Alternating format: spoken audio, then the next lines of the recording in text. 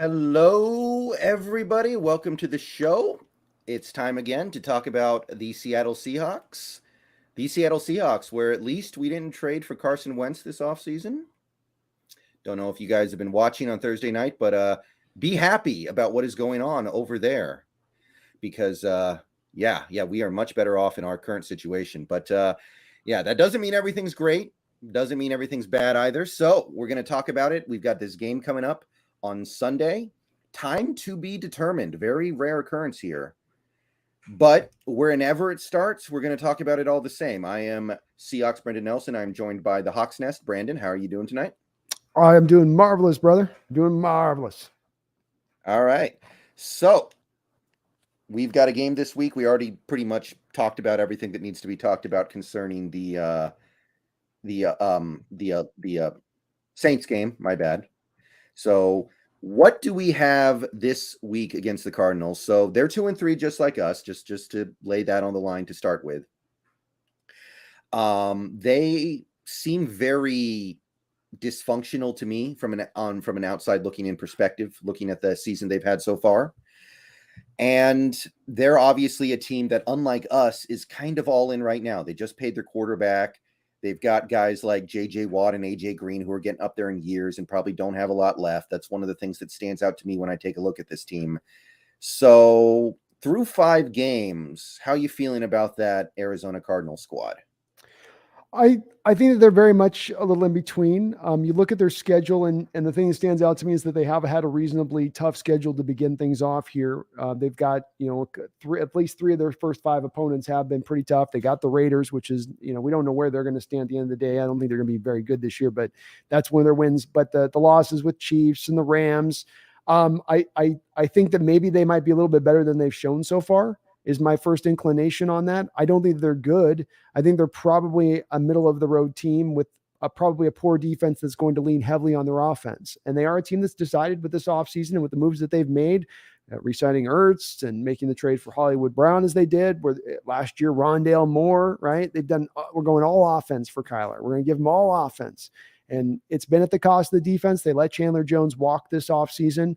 I think they had a Hicks that they let walk this offseason. And so they're definitely, seemingly as I look at it, I'm kind of surprised their defense is only giving up 24 points a game right now. Frankly, I would expect them to be right along with us in the same place as we are with Detroit at the bottom of the back of the stack. So to me, I look at it and I go, yeah, they are dysfunctional. They're not good. And I think they're going to get worse as we go along in the season, Brendan. But I'm also with saying necessarily some people are putting the casket on them right now, digging the ground, burying them up, saying they're done. Well, they may be, but they have had kind of a tough road in those losses that they've in those games we played. The Chiefs on the road to begin the season, like we're not going to Arrowhead and winning there. We're probably going to get flattened in that kind of situation as well. So, but things haven't developed. They've had a lot of what we've had to, Brendan, where they've drafted guys, just haven't come along. Look at Rondale Moore and what he's put up statistically rise, this year for a guy that's a 2nd round pick. Or Simmons, the linebacker they got at Clemson, which was supposed to be this new age linebacker. I think what they were hoping he'd be is what Micah Parsons has been for the Cowboys. And that if you look at him, he's still at a 54 grade this year so far. Yeah, and he's been right there his whole career. He's basically his best year was his rookie year. It's not a great sign for a guy that was a very high pick for them on that side of things. So they've just not been able to hit on their draft picks down the line, especially on the defensive side of the ball. Zach Allen's playing well for them for Boston College. Yeah. But I do see a team that's, they're not the worst of the worst. I think they'll end up being below average. I don't think they're going to win more games they lose this year. Don't get me wrong on that. But I do think that the schedule impacts my view of them just a little bit within that too. So let's start with that defense because you talked about Isaiah Simmons a little bit. Yeah. I believe their other inside linebacker, Zaven Collins, wasn't he a 1st round pick? He was the next year after. Yep. Next year after that, I believe. And he's not faring much better, it looks like to me. I am not familiar with Zaven Collins being considered to be an upper level player in this league. So that's actually a significant investment in the middle of that defense that is not doing anything. And you look at them both, they try to go for the big 6'4" guys. They were trying to go for these bigger linebacker types rather than the normal 6'1" guys. They were looking at these guys. I think that we're going to be a little bit of the new model, Brendan, which I appreciate the effort. I see what they were trying to do there, but linebackers back-to-back years in the 1st round. How you feeling? I didn't like doing one linebacker in the 1st round. I know. It's very odd. Um, yeah, I mean Buda Baker, he was a first round pick too, right? Yeah. No. So that's another Buddha was the second. still Because a we big investment in like that middle of the defense area. Yeah, Byron Murphy, another one. Like they just haven't hit, especially defensively speaking. That seems to be their hole in their swing. Brendan, is when they try to go for defensive players in the draft, they're not. I mean, Chandler Jones has been their most effective guy of the last few years. He came from the Patriots organization. They didn't draft Right. him from within. Yeah. So looking at this defense, looking at the Seahawks offense, we don't totally know who we're going to have. Like, I don't know if you saw, but Lockett did show up on the injury report today with a hamstring. Yeah. So that's concerning, obviously. Actually, I think every receiver on this team except for Metcalf is dinged up. So I don't know what's going on there. Including Derek Young. Yeah, Derek Young. Marquis Goodwin is going to go, but he's not 100%. There's no way he is. Right. When you get injuries like that at his age, they linger forever. And he was listed on the injury report technically anyway. But we're also down Rashad Penny. So it's going to be Walker, DJ Dallas, and new pickup Tony Jones Jr. from the Saints. I believe he was on their practice squad. And he's somebody who I looked at a little bit. It seemed fairly promising. But last time he played, his yard per carry average last season was 2.6. Okay. I'll take that. I'll take that. Oh boy. Yeah, I guess if you run it with him 4 times in a row, he's going to get that first down, right? First down, 2.6, second down, 2.6. He's going to get to 10 yards. It's just going to be really you gotta go for it. You gotta go for it on fourth down too. I mean, that's that. Yeah. But I mean, other than that, yeah, he'll be fine. He'll be fine. Yeah. God, Ken Walker, stay healthy. Stay healthy, Ken. Please, yeah, God. really. But even with all those things going on with this offense, do you think there's some stuff we can take advantage of here with this Cardinals defense? Yeah, I think there is. I think the fact that they're missing pass rushers that are very effective. To me, it's JJ Watt, maybe Allen from Boston College gives you a little bit of juice off that side, but they don't have anybody else really from there that they can throw at you much. They've done a good job in recent years of really confusing Russell when he's been here. And that was something that, remember, that Cardinal defensive coordinator was really, putting his chest out there at the end of the game in Seattle last year with his defense, where what they were showing pre-snap is not what it was post-snap. I think there's going to be less of that ability to confuse Geno because he plays just a little bit more within the context of the offense a little bit. So it's a little bit less of your machinations aren't going to upset him because he's going to kind of be where he's going to want to go with it based on what he's reading. And maybe something, I mean, maybe the guy does run some complexity. So maybe he'll get to Geno in that. You've got to make them pay the price though in those moments when they're going to try to throw those exotic blitzes at you and catch them, in that right way, because that's when those holes will be exposed here. They did seem like there wasn't one place or another you hit them defensively, Brandon, where it was like, well, they're way worse against the passing game, or they're way worse against the run. It seemed like it was fairly evened up on both of those, I believe. So you're going to have to try to work the run as much as you can, but let's face it, at this point, with as much as Geno's thrown so far, hard not to see them lean into that as much as kind of ever, knowing that if you look at it really with this defense more than anything, to me, you look at those corners on the outside. I mean, what are they starting out there at corner right now? There is no more. We got Byron Murphy Jr. and you've got Marco Wilson, who was the guy on Florida who threw a shoe. I don't know if you remember this or not a few years ago. I don't. Okay. Florida was like at a player. No. Okay. Florida had the game won. The game was over. I think it was a 4th down stop, game over. And then he grabbed somebody's shoe and threw it and gave the other team a new set of downs. And they went down and won the game off of it. So, oh right, like he picked up the guy and did it was like real aggressive the way he threw it. Like he threw it 30 yards away or something, right? I guess it was an Austin Powers reference. I don't know, but the officials didn't like the attitude. If he just merely thrown the shoe, Brendan, that would have been fine. But it was that little bit of extra at the end that really got him flagged on that one. 37.7 for him, though. So even when he's not throwing shoes, it doesn't look like he's a very good player. And I thought, you're a little more tapped in, I think, on UW, but wasn't Byron Murphy looked as more of a slot guy? I don't believe he was slot at UW. I don't think he was, but in the NFL, I seem to recall he was expected to translate as that a little bit more. That's what I mean. Yeah. Yeah. Okay. Wow. So, yeah, I don't know who their nickel corner is off the top of my head, but it's not a great collection of corners. It looks like actually it's Hamilton. Who is it? I don't know his first name. Antonio Hamilton. Yeah, there's a name I don't know. You got me on that one, man. He is 30 years old. He's been in the league a while, and I've never heard of this guy's name before. That's not a good sign. That's not a good sign. If I haven't heard at least heard the name and within the draft stuff, then yeah, they're probably pretty lean. That's to me, that's where you're opening in this game, Brendan. We talked a lot about the need to run consistently. I think with guys like Allen and JJ Watt down there on that defensive line, they've got enough there. And if you look at Allen, he's having a really good year. Look at his PFF score. He's been pretty top notch for them.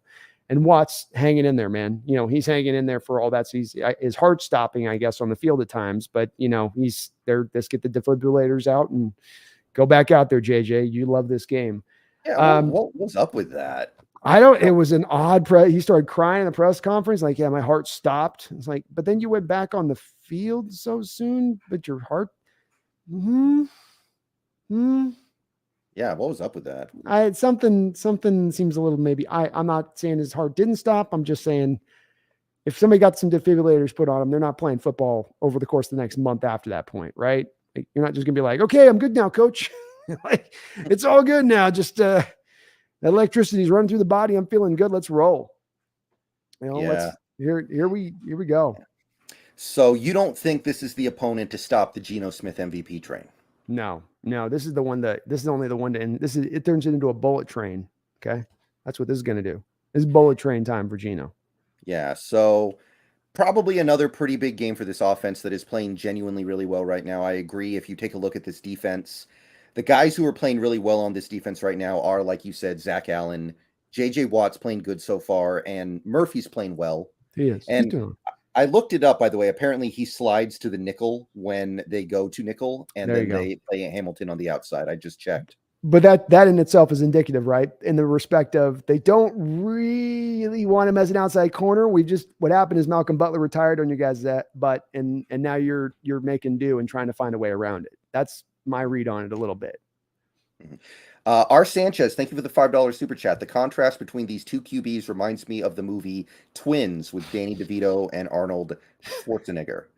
Fun fact, Arnold Schwarzenegger made more money off Twins than any other movie he has made in his career. That is a fun fact. I didn't know it was that. Boy, you would have thought there would have been one of those Terminator movies he came back for. He really got the cut, you know. But, he negotiated very well for that movie, and it was extremely profitable, which I didn't know until I recently looked it up, but it did very well, and he negotiated very well. And he's made a lot of money for other movies, but yeah, Twins is his biggest win ever. You know, they were thinking they still play with this concept of doing a sequel. You know who the third brother was going to be if they did a sequel? Who? Eddie Murphy. Oh, well... Oh, okay. Well, imagine that combination, DeVito, Schwarzenegger. It wouldn't be the first thought in your head of like, oh, that's the magical comedic combination right there. But that was what they were supposedly thinking about for the sequel. They just wouldn't give me enough money. Clearly. But the funny thing is, Geno's not even that big as a quarterback. There are bigger quarterbacks out there, but yeah, you're right. You look at him, you look at Kyler. I know Kyler's 5'10" or whatever, but he really does look like he's 5'6" out there. No. And this really, Brendan, and I'm not rushing, but I had a friend once who's not the tallest of friends. He's a little bit of an undersized guy himself. Probably 5'9" on his best day. Like Russell got in a flight one day and he's looking and he's telling me, it's like, well, what'd you think about seeing Russell? And he's like, yeah. He's like, he's not 5'10". I was over the top of him. So when they have those listed heights out there and they tell you guys 5'10" and 5'11", like, this is going to be an issue for me with Bryce Young, Brendan. I'm going to be bringing this up with Bryce Young because they're going to be telling you, and they'll go to the combine, they'll give him an extra half inch in the combine. They're not that tall. All the guys are probably about an inch shorter than really what their usual measure. There's some different outliers out there, but especially a quarterback that's an undersized quarterback, they're going to give him an extra inch or two on the program that's not there. Kyler is 5'8", no doubt about it. That guy's 5'8" and like a half, I bet. Okay. I mean, I would believe. Am I wrong? Would you say? No, I agree. I think he looks like he's 5'6" out there, but he's standing next to people who are taller than average, so I know it's unfair. What did they have him listed at? I think he's listed at 5'10" or 5'9". Yeah, see, at 5'10", that'd be like I'm a shade under 6 foot. I mean, like, no way that guy's only an inch and a half below me. No way. Mm-hmm. I don't look like a toddler when I start running. And you have to be a certain stature of size to look like a toddler when you're running. And he's got to be 5'8", man. Yeah. I seem to remember the Cardinals historically, I mean, recent few years, really struggle defending tight ends. In fact, it seems like sometimes their strategy is to just not bother defending the tight end at all. So could be another big game for the tight ends as well. Are you feeling that one? Yeah, no, I am. I think what you're going to see is the corners have problems. If you have Lockett and DK on the outside, they're going to drift that coverage to double them. He also, remember that the defensive coordinator is going to want to blitz, right? And sometimes he's going to want to do both of those two things at the same time. And then that's going to leave a hole. You can only do so much of that stuff to where you're going to leave some vulnerabilities then in your defense. Before he got to count on the fact that those kind of routes were not as much of what we did. So you could leave that door open and we weren't going to take advantage of it. The wind will just blow on through it. Now, I think we'll be more apt to probably take advantage of that with the way that Geno is executing this offense right now. It's going to make Arizona have to play it a little more even Steven, I think, in their approach. Yeah, I think of all the things that should get you excited about the way the offense could play on Sunday, that might be number one. Our tight ends, which have been used really well so far this year, all three of them, against a defense that typically, again, literally, I'm not even joking. It seems like their strategy is to not even bother defending the tight end. And we've seen a lot of teams in the NFL take advantage of that when they play the Cardinals. And we usually don't because the tight end has not been a big part of our offense in recent years. But that's really exciting to me. Me as well. I would love to see them go at it there with that. And if it's a place, again, I can't remember the last Cardinal game we've hit some big plays with the tight ends, but to consistently just keep peppering them a bit. I think as well, a big part of this, Brendan, is going to be Geno's ability to be as on point at the line of scrimmage pre-snap, where he's been so good at changing into a run play when he gets a light box, or seemingly at times just understanding when the blitz is coming and getting his protections right. And that quote from the Cardinals defensive coordinator after last year's game, where he was really, again, just cucking all over the place about, cuckoo and whatever the word I'm trying to use, just where he's really hyped up about himself. And everything was based upon, look at how much eye candy we gave you pre-snap as opposed to what you actually got post-snap. And I think that's going to be the part where Geno's got to read that right and not get as confused as we have in the past on that and really be on. And that's the challenge for Geno, who up until this point this year, as much of the throws and the big plays and as being as clean as he has with the ball, it's that pre-snap kind of control that he's had, which has maybe been the most impressive trait almost of all of them to me, because it was the one that I didn't expect at all. I thought that was really a place he would have struggled in coming in, that he just hasn't played as much. That takes seemingly to me like 10 years of actively playing the sport to get that kind of control there at the line of scrimmage. Yeah. And I'm definitely going to want to see how that goes. R. Sanchez, thank you for the $2.37. Diggs/Brooks getting into it. All right. Have you heard about this? Mm-hmm. There was a clip released earlier today on Twitter during the Saints game on the sideline, I think after the Adam Troutman touchdown, with Taysom Hill throwing the touchdown to Adam Troutman. Okay. Where Diggs and Brooks were screaming at each other on the sideline. I've seen the clip now. It gets pretty heated. They get into it, and both guys have a leg to stand on here because Diggs is not playing terribly well. I think he gave up the touchdown to Troutman on that play. I think Brooks expected him to be a little more proactive in his coverage on that play compared to what he actually did. But you look at Brooks and you see he's not tackling terribly well. He's still a nightmare in coverage overall. So it's not hard to guess what those guys might be yelling at each other about. I think it's good to see they care. But what do you make of all this? I do think guys do get heated. I think getting heated is actually not the worst of things, because it sometimes can be a little bit of a point of there's some friction. It can also be a point of, hey, at least everybody cares. And you have everybody engaged and wanting to try to do the thing right. I do remember the play, and you're right. I think you do backtrack that up a bit. If you looked at the film on that probably does come down into more of Diggs' zone than I could imagine them asking Barton to do it. The only exception is if you're running the cover 2, right? And then you ask the middle linebacker to just run up the middle of the field sometimes in cover 2, which would have been right in that zone at that point. That's but like the Tampa 2, right? Tampa 2, right? You'd run the pure Tampa 2 on that with that at point. I don't think it was that though, Brendan. I think your assessment was the correct one, which is that it's actually Diggs's point on that where he's in single high and he's got to then take that over the top. And Brooks was probably sensitive to it because Brooks has been getting killed in coverage, right?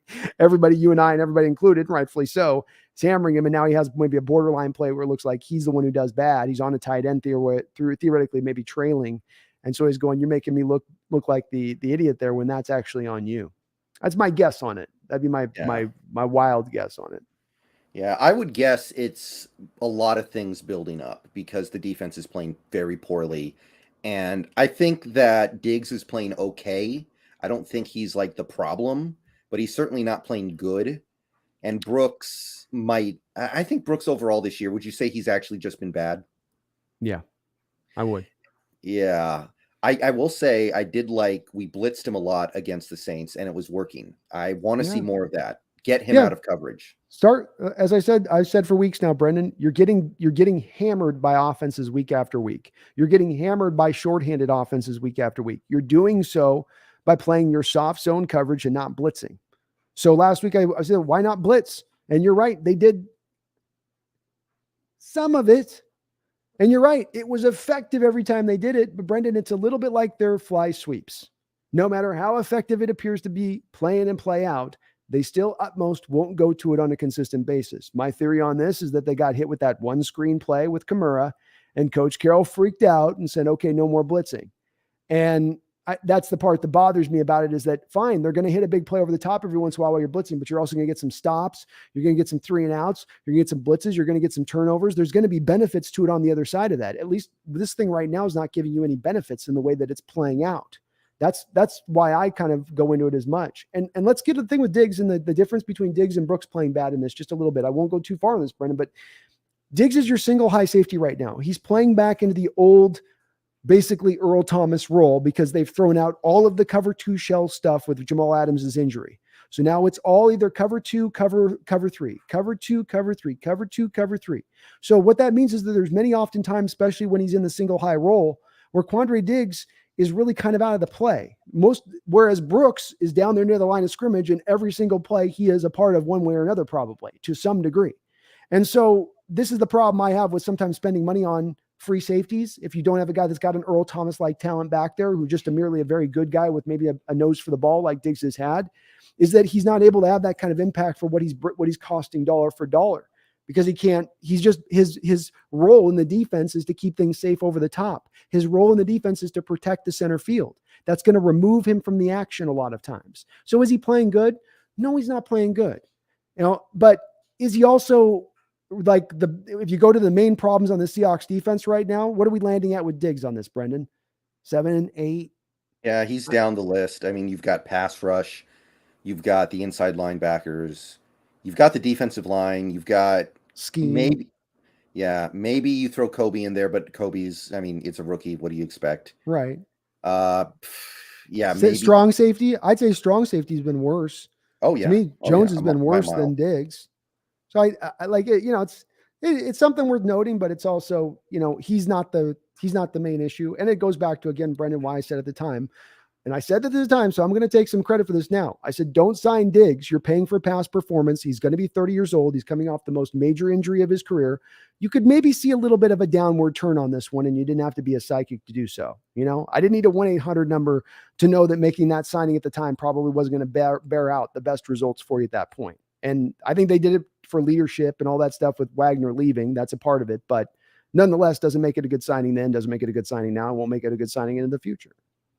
All right. I wasn't the world's biggest fan of the signing, but I did believe we were getting a great player. So far, we haven't. But I can understand why you would think you would, because I've said this before. From the time you traded for Diggs on through the end of the 2021 season, Diggs may have been your best player, on the whole team. I was going to get around to doing a video on Diggs prior to the year, just ran out of time with it. The stat that I was going to use at the forefront of this, coming into this season, Quandre Diggs had a higher interception per game rate than Earl Thomas coming into this season, which to me was fairly eye-opening in that respect with his time here. Since his time in the Hawks, of course. I'm taking his time here with the Seahawks. Yeah, near the end, didn't Earl develop really bad hands? He couldn't catch anything. He had 2 interceptions in the Cowboys game. The year he went out, he had 3 picks at the time he went out. Yeah, I remember there's this one stretch of time where his hands just completely abandoned him and he couldn't catch anything. He was a guy that wanted to body catch it. If he was going to have to get too far out, if the ball was going to be thrown too hard, he wasn't going to make but he had those little tiny hands, it's like, it's hard to get your hands around it when you're that little, you're kind of a small guy like that. Right. CL Shorts, thank you for the $1.99. Kyler Murray is about to run all over the Seahawks. Right. So let's turn the focus a little bit to our defense now for a second and look at this Cardinals Dear offense. God, must we? Yeah. So we've got, what do we have here? They're running backs out. James Conner's out. Eno Benjamin is in. We know that. Looks like we're getting Eno Benjamin, who's been pretty good so far this year. Kyler's been all right. Their offensive line has been good outside of the middle. They apparently have the worst center in the league, according to PFF. Hudson's Harlow. Apparently Hudson's injured. Okay. So maybe that changes by the time we get there. But otherwise, it's a pretty good line. The receivers are doing their job. Ertz is playing all right. So overall, it's a pretty good offense, and they pose an interesting, unique challenge with a guy like Kyler Murray, who is very difficult to deal with. I know he's not a great quarterback, but he is good, and he presents a unique challenge. Now, the good news is, if there's one thing you can say in the positive about the Seahawks defense, it's their speed. They have great defensive speed. Tariq Woolen is at the top of the list for highest miles per hour run, like 3 or 4 different times this year. I don't know if you pay any credence to that, but yeah, sure. Pretty cool. He's probably the fastest player in the NFL right now. It's going to be the new metrics that the NFL is going to use that's going to replace 40. So if you're not in favor of using that AWS stuff or that, ball carrier speed stuff, that's where the NFL is going with it. And it's going to take over the 40-yard dash here very soon. Right. So what do you see over there? How are we going to find a way to make things a little bit better this week against this offense? It probably begats getting a bit of a quarterback spy out there in this game. The tough part with the Cardinal offense is they like to run that spread formation stuff, which is a lot of the short passes. Something that stood out to me in this game is that you look at Hollywood Brown, who's really, you think of him as a big player guy. He's going to get that high yard per catch average when he makes it, but he's like 11 yards a catch. To say they're dinking and dunking their way all over the place is a bit of an understatement. And that's certainly a little bit of their bread and butter anyway, what they naturally do. But to my eyes, so far this season, they're really, really leaning into it. Murray is a little bit down on his numbers across the board. And granted, as I said, there's been a little bit of a tough competition there to a degree that might be impacting that, but his completion percentage is down 4 points. His touchdown to interception ratio is at like 2-1. It was better than I think last year. So there's a little bit of, okay, is there a tiny bit of aggression here? Maybe it's just been double point weekend for Call of Duty all year. I don't know. I haven't been paying attention on that. So apparently, I don't know if it's true or not. I think this weekend is. Oh, baby. Oh, daddy's about to eat. Let's go. No, I think it's tough on the surface of it, Brendan, because this is what goes into a bit of the teeth of Carroll. And I've got to give Carroll credit because he's not necessarily had this Cardinal offense slaughter us in this couple of years we've been playing with Kingsbury and the Kyler Murray combo. But on a theoretical paper level, it would, because defensively you want to keep things clean deep. Cardinals aren't even really all that interested in trying to attack deep without DeAndre Hopkins in the lineup. So they're just going to pepper you all over in those underneath routes in soft zone. And if you can't get the pressure there with the front four, you're licked. And unfortunately, that on the surface of it is the way it appears on the surface of it. But again, this hasn't played out that way in recent history on Coach Carroll teams, as I would have thought in other years too. Not just this year, but in other years, I would have thought the spread formation would be a death knell for this defense in certain times. Last year, I think Colt McCoy played better against us than Kyler did. He did. Yeah, he did. He was outstanding. And maybe he's staying a little bit more to the designs of the offense and just trusting in it and says, this offense will beat this defense. This offense is built to beat this kind of soft zone defense. The type of defense that would give this Cardinal offense problems would be a blitz heavy, cover 2 shell, brings a lot of guys up near line of scrimmage, tries to confuse Kyler a little bit. That'd be the real defense. If you just had something like that you could implement. If that was just somehow, I don't know. I know I'm dreaming. We're going to just do the soft zone stuff instead, because that's working awesome. But that is where you are going to be in a bit of, I think, a try. They're going to get some yards. They're going to get some points probably, but you can count on Kyler, I think, going outside himself 1 or 2 times in the game to maybe you can take advantage of it. Yeah. In some ways, don't you draft Jordan Brooks for this game where you have Kyler Murray and you need someone to QB spy and be able to run and keep up with him? Like, isn't that a big part of it? Like, so isn't this a moment where he really needs to prove that he belongs here? You literally have this moment occur in college when Kyler was at Oklahoma and they were playing. I remember it from watching when doing my scouting evaluations on Jordan Brooks. Drops back in coverage. Kyler drops back to throw. Jordan's serving as that spiral. Kyler decides he's going to run. Jordan's with him step for step and gets him right at the line of scrimmage. He doesn't even get past the line of scrimmage. Jordan Brooks is so on it in that moment. So yes, this is the type of guy that you draft specifically as sort of that read the guy in space and look, darn it, if Jordan Brooks ain't going to cover, we might as well have him do some quarterback spying, right? Like right. If he can't cover out there in the zone anyway, then the hell with it. Just have him spy on Brooks and we'll try to figure it out on the back end. We'll try to clean it up in post. Yeah. Clean it up in post. Barton's almost been worse in coverage than Brooks, which is really disappointing to me because that was supposed to be his strength as a player, his ability to cover, and we haven't seen it yet. Well, they kept telling us that, didn't they, Brendan? The coaching staff kept telling us near, wide, and far how good he was in coverage. And we not only have we not seen it this year, Brendan, have we seen it all prior to this year? Was there ever a flash of it you can remember in the game prior to this season? Yes, rookie year. He played a little bit after Kendricks got hurt, and I thought he was our best cover linebacker that year. That was 2019, I think. Okay. But he's a worse player now than he was then, and that's very weird. Very strange. He should be going into the prime of his career. He's had a lot of time in this league. He's played at 3 different positions. He should be on it from mental capacity and read and react and all that. And instead, Jordan's the same way, where the guys just, their feel for the game is not there. They can run fast. They can look good in certain plays, but the feel for what's going on and being a step ahead of things. And maybe it's just on the back of having Wagner and Wright here for so many years, who are always so ahead of things, at least from a mental standpoint. You didn't seem like you fooled them this often. And these guys are just fooled so often on where things are going and where the flow's going and pre-snap motion, throwing them out of their gaps. And yeah, it's all bad. R. Sanchez, thank you for the 554. There was a formation in the Saints game where 2 tight ends were in the backfield with the running back and blocked down. What the duck was that? See it again? Is this the one where it was like a rollout with Geno where he was going to try to run for the first down? I remember there was a weird play like that. No, this is so the running back, this tight end shot right up straight through the gaps. And I think they went down and went second level to the linebackers. So it was like, instead of having the guard go down the linebackers, you duoed or you combo blocked the line with the defensive line with your offensive line. And then you use them as sort of 2 lead fullbacks. And I believe you ran it out over the right side at that point on the run. And it was very interesting the way because normally at those tight ends, you'd have them maybe go out wide blocking, but they both went with that purpose to specifically get to the second level and the linebackers. So it was a good little wrinkle by Waldron. I like to see it. And yes, you should see it again. I think it had success in that moment of busting out. It wasn't a huge run, but it was a good run in that game. But very unique, very, very smart of you to catch that, Sanchez, because they haven't run that. They've run the 2 tight end backfield, but to have them, Brendan, they just went straight through up into the line of scrimmage post snap, like just right at the linebackers, which was I haven't seen that before.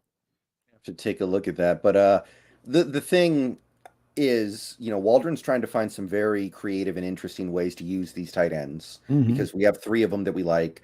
We kind of ran out of receivers in that Saints game too, because we had 3 by the end. I think actually Penny Hart got hurt very early. So we had 3 receivers for most of that game. And one of them is Eskridge, who we don't use as a receiver anyway. We use him like showpiece. He's a showpiece. You know what I mean? He's there for the glitter.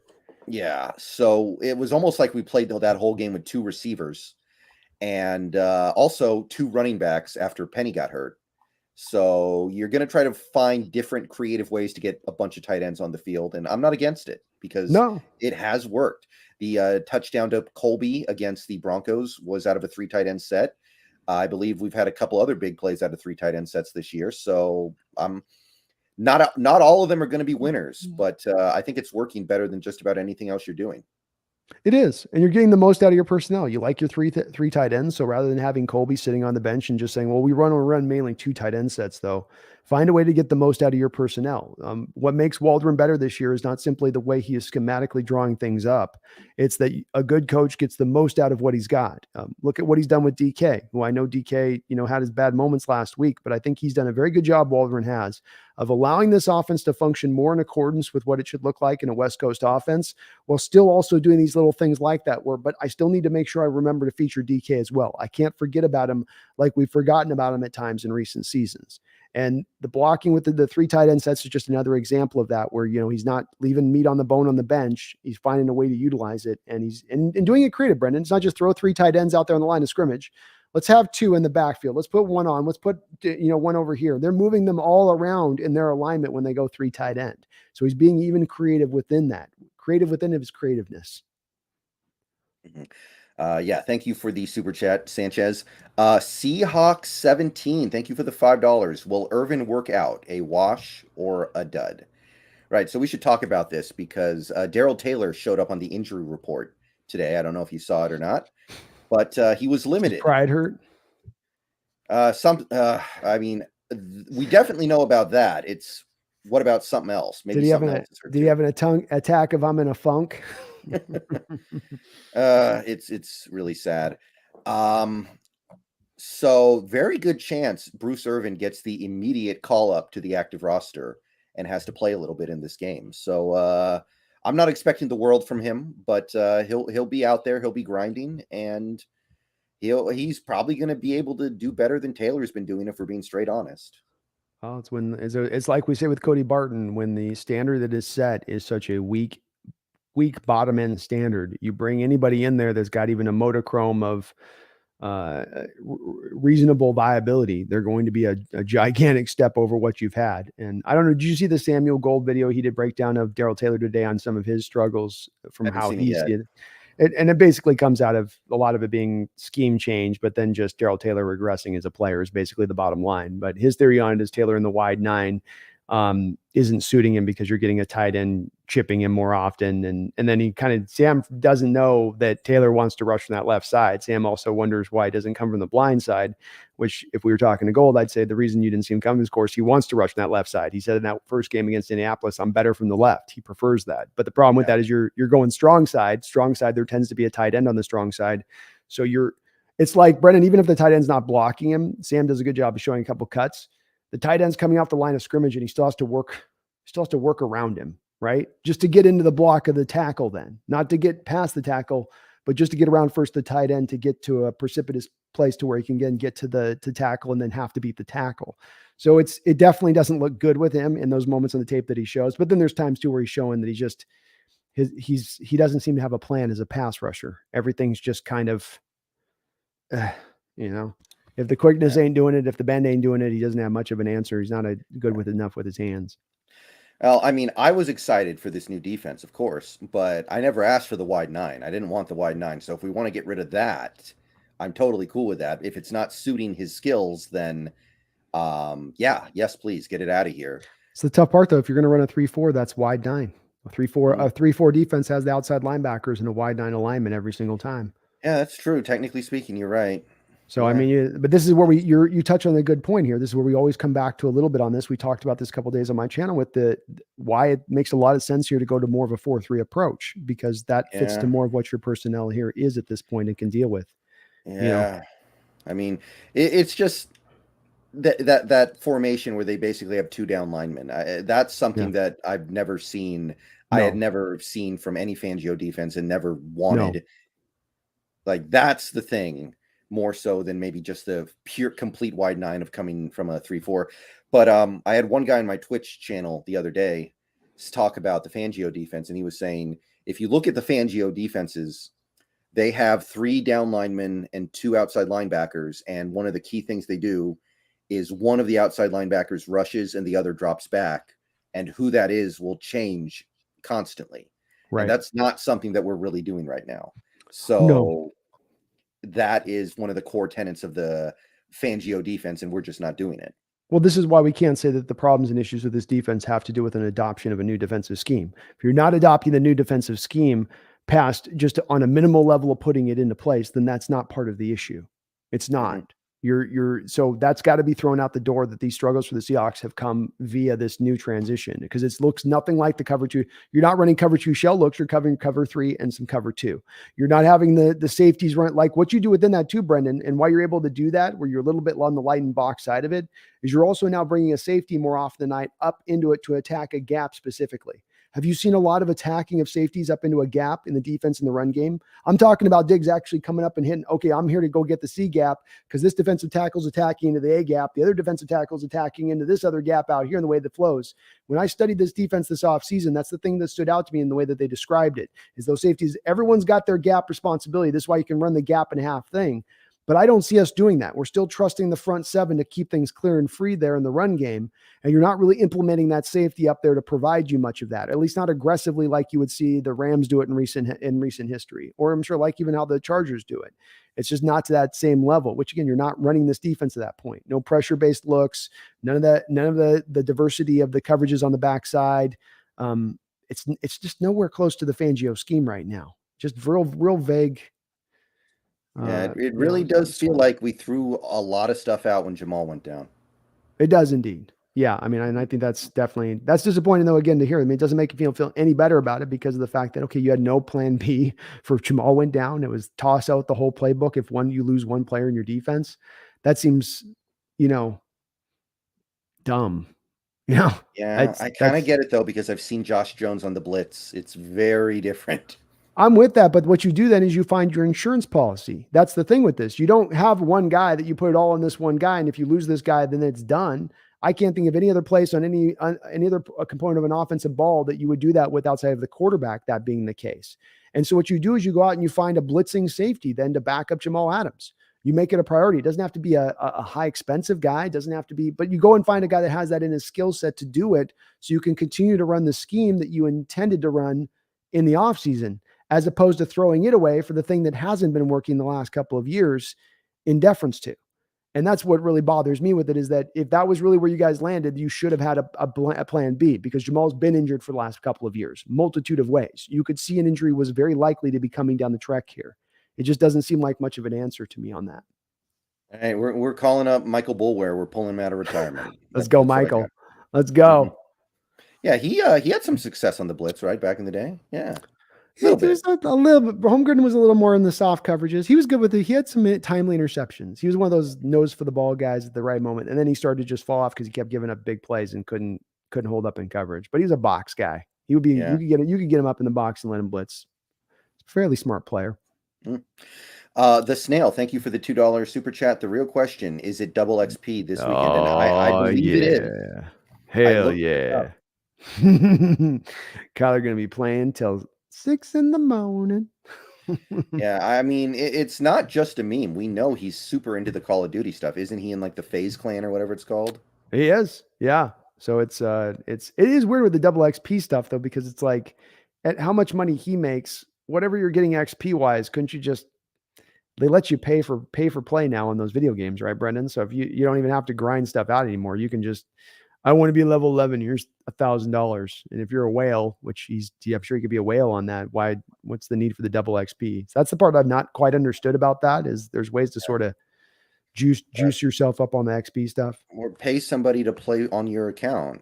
That as well. People do that as well. You'd think that that'd be a thing. Maybe he's just real prideful about it. And it's like, it matters to me, I know. Yeah. Okay. So back to the Seahawks defense here. Our corner play this year so far has mostly been quite good. I was looking at the coverage metrics earlier today. We all know about Tariq, but Michael Jackson is actually not allowed very much this year in coverage. He's allowed like 110 yards or something through 5 games. It's actually been quite good. His worst game was probably against Atlanta, and Kyle Pitts is going to get you a few times. It is what it is there. Yeah. And Kobe is getting beat up in coverage, but he is making some plays to kind of offset it a little bit. I don't want to act like, you can make up for it with forcing a fumble here and there, but it's not unexpected that he's having some issues. Yeah. So how do our corners match up on these receivers? Because we got no Hopkins, but we got AJ Green, we've got Hollywood, and we've got Rondell Moore, it looks like. Well, I mean, theoretically, Hollywood Brown, you got to give Tariq some problems, right? Being a little bit of a smaller guy, maybe he can stop and start and get him twisting those hips a little bit longer for the bigger guys to do, even when they're fast like Tariq is. It hasn't held up Tariq so far, but theoretically speaking, that's a little bit of a tougher matchup for him than maybe some of the other matchups like a Drake London on Tariq. I think he fits, well with that kind of matchup or what he was dealing with last week. So that's a little bit tougher there. AJ Green, the feisty veteran against Mike, that's if I'm the Cardinals, that's how I set this up. I get Hollywood out on Tariq, and then I get AJ over on the right. They're going to run a lot of 3 and 4 wide receiver sets, so you might as well throw Rondale Moore in there. Rondale up against Kobe, I don't like either for the same reason. Kobe's a 6'1" guy. Same thing like with Tariq, where you're going to have a little bit of an issue with flipping the hips here, maybe in this game. I don't know for sure. I am just a little worried about that aspect of this, Brendan, when I look at it on the surface of things. Yeah, this is a game where not having Jamal really hurts because you could put Ryan Neal at dime corner because they're probably going to make you play their dime defense a lot because they're going to use 4 receivers. And I think Ryan Neal's best role in the NFL is as a dime corner. He's better at safety than Josh Jones, but I still feel like he leaves something to be desired there. Agreed. Playing well so far, though. You notice the difference with him out there compared to Josh Jones. You do. But yeah, I really wish he could play dime in this game, but he can't. Yeah, me too. I mean, maybe you could, on dime situations, you put Josh out there in safety and then you put him to kick him into that dime spot because you've had that success there. I mean, that's another way you could theoretically go because if you are running dime with the 2 safeties, you're not thinking about the run then or that point, right? So those safeties are very likely to play more cover 2 stuff, which if I don't need to have Josh tackling, I feel a little bit better about him out there versus the other. But, that might be the way to go with it a little bit. But I'm agree with you, man. He's really good in the dime. Okay, so with James Conner out, however, and facing a Cardinals offensive line that is maybe a little bit weak in the middle compared to their tackle situation, which seems pretty clean so far, is this the week we figure something out with this run defense? Because I think that's maybe the most depressing thing. Not that it's the most important thing, but it was like the last thing that we had, even when our defense was bad these last few years. We could still stop the run most of the time. Yeah. And for us to now be, I think, league worst at stopping the run, it to me really reminds me that they're failing on a fundamental level. It's not just like they don't understand the scheme. Fundamentally, they're not tackling. They're not where they're supposed to be on run fits. Like, is there any hope? Is LJ Collier going to be the big hope here? Yeah, I know exactly. Is LJ going to be active in this game? Do you think he's getting active? Well, we know Shelby Harris didn't practice today, and neither did Al Wood, so you may just have to put him out there. Oh, Lordy. Oh, Lord. Cardinals aren't going to stay as committed to the running game to make it a problem in this game as other teams. They want to fit to pepper in the ball around the park and the spread. So, they will run a little bit for show, but they throw to go. And so even if they are effective at it, I just don't think they're going to be crazy about it and how much they go at it. You're down to this guy, I think that helps you out quite a lot. I'm not as big on a James Conner type guy, but I thought that they lost a little bit by Chase Edmonds walking out the door this offseason in free agency. And I think that does impinge them a little bit more too with that, ability there. So yeah, I would hope that our defensive line can do better. There seems like Puna's shown a little bit more flashes in recent weeks. Al Woods has obviously been really good. Brian Monet, I thought to the eye test looked better than his PFF scores. The PFF scores were horrible for him, but I thought he actually at times looked okay last week.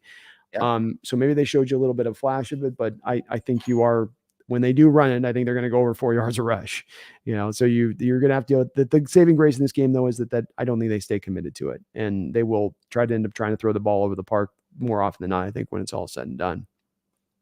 Okay, so that's good. Would you like to see more blitzing in this game the way we wanted to see it against the Saints? Because when I was looking at the pressure numbers, and I'm going to talk more about this tomorrow, almost all of our pressure in that game came from a blitzing player. I think that we had a blitzing corner. We had blitzing linebackers get a couple pressures. We actually had, I think, Josh Jones blitz once, and he got in there for a quarterback pressure. The only guy on the team who got a pressure on the defensive line was Al Woods, of all people. He had the sack, actually. He had the only sack. But do you think that that's the only way you're going to be able to get pressure on the opposing quarterback right now? Yeah, because they're pretty good at the tackles right now and how those guys are playing. Both Humphreys and Josh Jones. I think you and I both like Josh Jones if I remember right, a while ago. I liked him last year after that last game, but I don't like him now. Oh yeah, no, you can't. I liked him coming out of Houston. He was a good player, and I thought he was going to really develop for them in tackle. And I've not liked their recent drafts. Brendan, look at a couple of guys we looked at in this last draft for them: Cameron Thomas, Trey McBride, two guys we were considering for our Hawks. I think both of us landed at kind of a no on both those guys, who have not given him much so far. And Trey McBride was supposed to show out, but I don't think on the edges you're getting the pressure, and internally we've not been able to generate any pressure. I don't think that we have the stones to stay committed to the blitz. I think it's very anti-Coach Carroll's philosophy on things, and it's just very hard for him to dial it up consistently. He thinks he's going to get pilfered on the back end if he does. Too many big plays will be allowed if he takes that kind of risk too often. Just got to be infrequently. And so I don't think you're going to do that, but you should. You asked if I'd like to see it. Yeah. You like I said, if I'm going to get killed, if I'm going up against this guy and I'm in a fight and it's like, okay, this guy throws haymakers, he's going to drop me at some point. It's Mike Tyson in his prime. And I'm the build-up guy for Tyson, right? I'm one of those stiffs that they put out as they're trying to pad his record to get to the point where he's going to be a heavyweight title, contender. So I know what time it is. Do I want to go up in there and just throw my chin out and then just try to be avoiding his punches all day? Or do I want to come at Mike and at least throw some damn punches, at least go down swinging where I might get lucky and connect with it at that point? And if I'm the Seahawks defense, you're looking a lot like those stiffs right now up until the point this season, just being trotted out there like, all right, Mike, don't hurt me. Now, do you want to just sit there and just do this all day and hope Mike doesn't hit you when eventually he's going to land a shot? Eventually he's going to put you on the canvas or throw some punches, throw some swings. So please, yes, defense, throw some punches. Let's be blitzing more. What'd you say? You mentioned the great stat, 30 points. What was the 30-point stat you brought up on the last show? What was that? 30 points. Oh, we've allowed about 31 points a game through 5 games. And how often? No team allowed that many points last year. No team allowed that many points 3 years ago or 4 years ago. I think there have been like 4 or 5 teams over the last decade combined to allow 31 plus per game. Now, I understand it's over a full season. We've only played 5 games, but right. It's still bad. It's still bad, and it doesn't show any signs of getting better. It's not like you've seen any real bright spots, but we can feel encouraged because this is going forward. You mentioned the running game before, where even when you were bad in recent history, you had something to hang your hat on in this defense. I've harped on this, I know a lot, but I think this is the biggest point here, is that defensively, you've got nothing you can really lean on here. And I'm not saying the defense has got to turn around and get great this year, but it'd be great if they could just try to maybe look around and find something to do good at, to get good at, or try to be good at. And if we're going to adopt this scheme in the long term, and it's eventually going to take the final form, Brendan, when it goes through all of its battles, it'll take the final form like Highlander of being a Vic Fangio defense a year and a half from now. Well, at some point, you're going to need to institute more of the blitzing nature of things to implement the scheme. Otherwise, you're just sliding back to the old 4-3 defense at that point, right? And that's what we're really doing at that point. So let's be real with it. So it's also in the better benefits of if we're talking about the development to the long term and taking your lumps and getting better of it, you're not going to get good at blitzing if you don't practice it. And the only way to sometimes practice it best is in these live action pads on, everybody going. So you go, okay, Jordan, see how you came a couple of steps early there up and you showed the blitz a little early? Okay, now you need to wait for him a little bit. Make sure he gets through his check on that final thing. Give it an extra half beat. Same thing as the safety. Wait for the after the snap and then run full speed and attack the gap here. These little nuances of blitzing that you have to really teach guys it's the little details that make an effective blitzing team, because quarterbacks are smart. They pick things up and they get things blocked up front. So it's not something you just overnight throw in. And eventually we're going to have to implement it if we're going to put the scheme in my opinion. Otherwise, we're trying this again, Frankenstein workshop, whatever the hell they're trying to do. And I got no faith in that. Right. I think it's also a valid point to point out, if you blitz and get beat, at least your defense doesn't stay on the field for 10 minutes. Bingo. Like, at least you're getting off the field quickly. At least you're getting the ball back to your offense quickly. And that's basically what a lot of teams in the Big 12 in college football do, right? Their defensive strategy is let the other team score fast so you get the ball back. Yeah. And I know it sounds like something you really don't want to do, but seriously, like, why would you let the other team completely dictate their ability to keep the ball away from your offense when you can instead kind of go for that big swing? It's a little bit what I felt like the Bills did a couple of years ago when we went on the road in Buffalo, where we were having some big plays in that game. Wilson hit that big shot to David Moore way down the field, a couple of shots, but then they had those other swings as well, right? They got the turnovers with that. And that was one of the games that put the whole let Russ cook movement to a screeching halt. Because Carroll realized, he's like, well, wait, you're throwing for all these yards and points, but then it's putting the pressure on my defense. His offenses are playing more, let's go for it too. They're throwing all over us. They're not trying to just run the ball and play it more legitimately styled like you would in a game.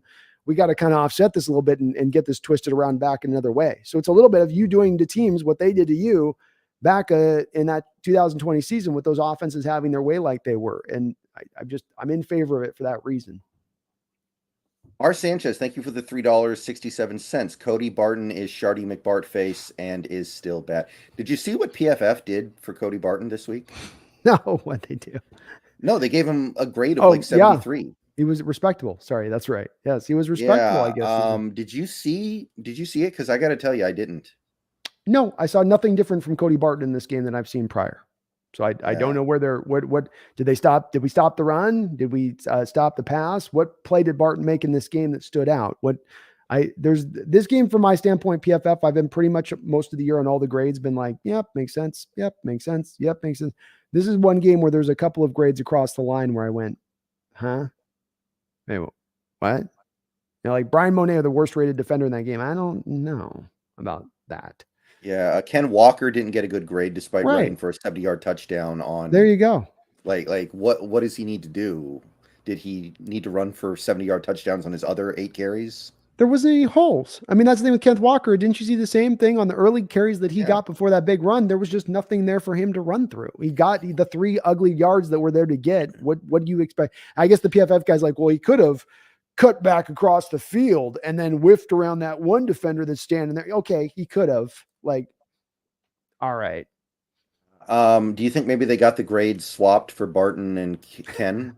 I potentially, because there's no the way Cody Barton was up. 73 is plus. That's above average grade for a game. No, Cody Barton did not play above average game with that. That was no. I think that's well above average. I think that's good. Yeah, it's good. It's legitimately good. He was not good this last week.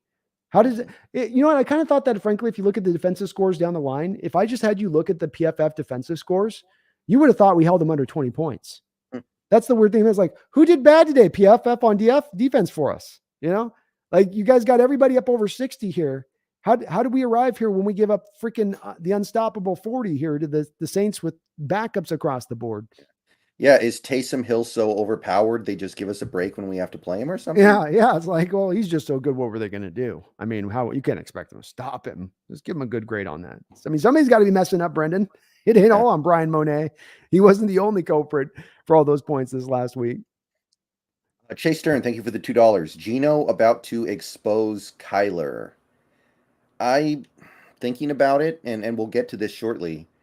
I think Geno's probably going to outplay him by a little bit. I kind of like that. I'm feeling it.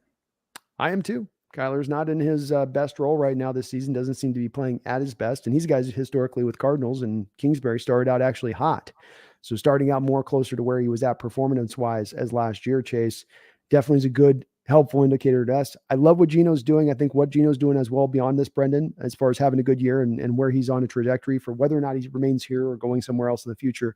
What it does do is continue to push forward this new thinking that I would love to see in the NFL. I'd love to see our organization embrace it. And you're seeing the benefits of it now, which is it's not all on this one path to the quarterback. It's not all about, I got to package a bunch of first round picks and go get this quarterback high in the draft. And then I got to pay him a whole bunch of money 3 years from now. That we're seeing these other openings in other places. Look at Dallas, what's going on with that, with the Dak Prescott situation now and the backup coming in there and playing close to what Dak, if not a little bit better than what Dak was playing at. We're maybe looking away, like you said, we're getting maybe more of an injection of talent. I know you've been predicting it'll be in the future years with those quarterbacks coming in, but very well, maybe we haven't believed in that injection of talent right now in this game as it stands. And those guys just haven't gotten those opportunities. And maybe NFL will start to open their eyes of, hey, it's not just there's these 32 prime quarterbacks. Let's think a little more creatively about the position and how we go about it and not just throw money at it and draft picks at it. Yeah. By the way, I did a Geno video a couple days ago. My projection for what he may ask for, what he could get this offseason. Let me know if you think this is going a little too far. I said 4 years, $104 million. if he plays at this pace the rest of the year. Yeah, I mean, if he plays at this pace the rest of the year, I think that that's a realistic place to go. I mean, he's top of the line PFF. He's on pace for a ridiculous season, 125 rating, and I mean, to pull this off for a full year, you would have to. He did get his due at that point, and I think you mentioned. I think it's you. Got to give you credit. Tampa Bay is the one. Haven't you mentioned as far as I thought? Yeah, It was Tampa you Bay is a team that could go after him. Yeah. There might be some other teams that I'm not even thinking about here, like Minnesota. I mean, in Minnesota, they've got Cousins on a 1-year deal after this year. They did a 2-year extension with that, so it's one more year with him. If they're not feeling that, they could go with Geno. It seems to me like a team that's close, that likes the fact they're going to be able to pay a quarterback far less than the top end market money, would bring him in at that point. And this is if he keeps it all the way through the year, but it's too ridiculous. 75% completion percentage, Brendan. I mean, like, it's just too good at that point. He's going to start playing games in bad weather, and that number's going to drop. Yeah. Like, we're playing in Arrowhead later in January. Like, good luck completing passes there.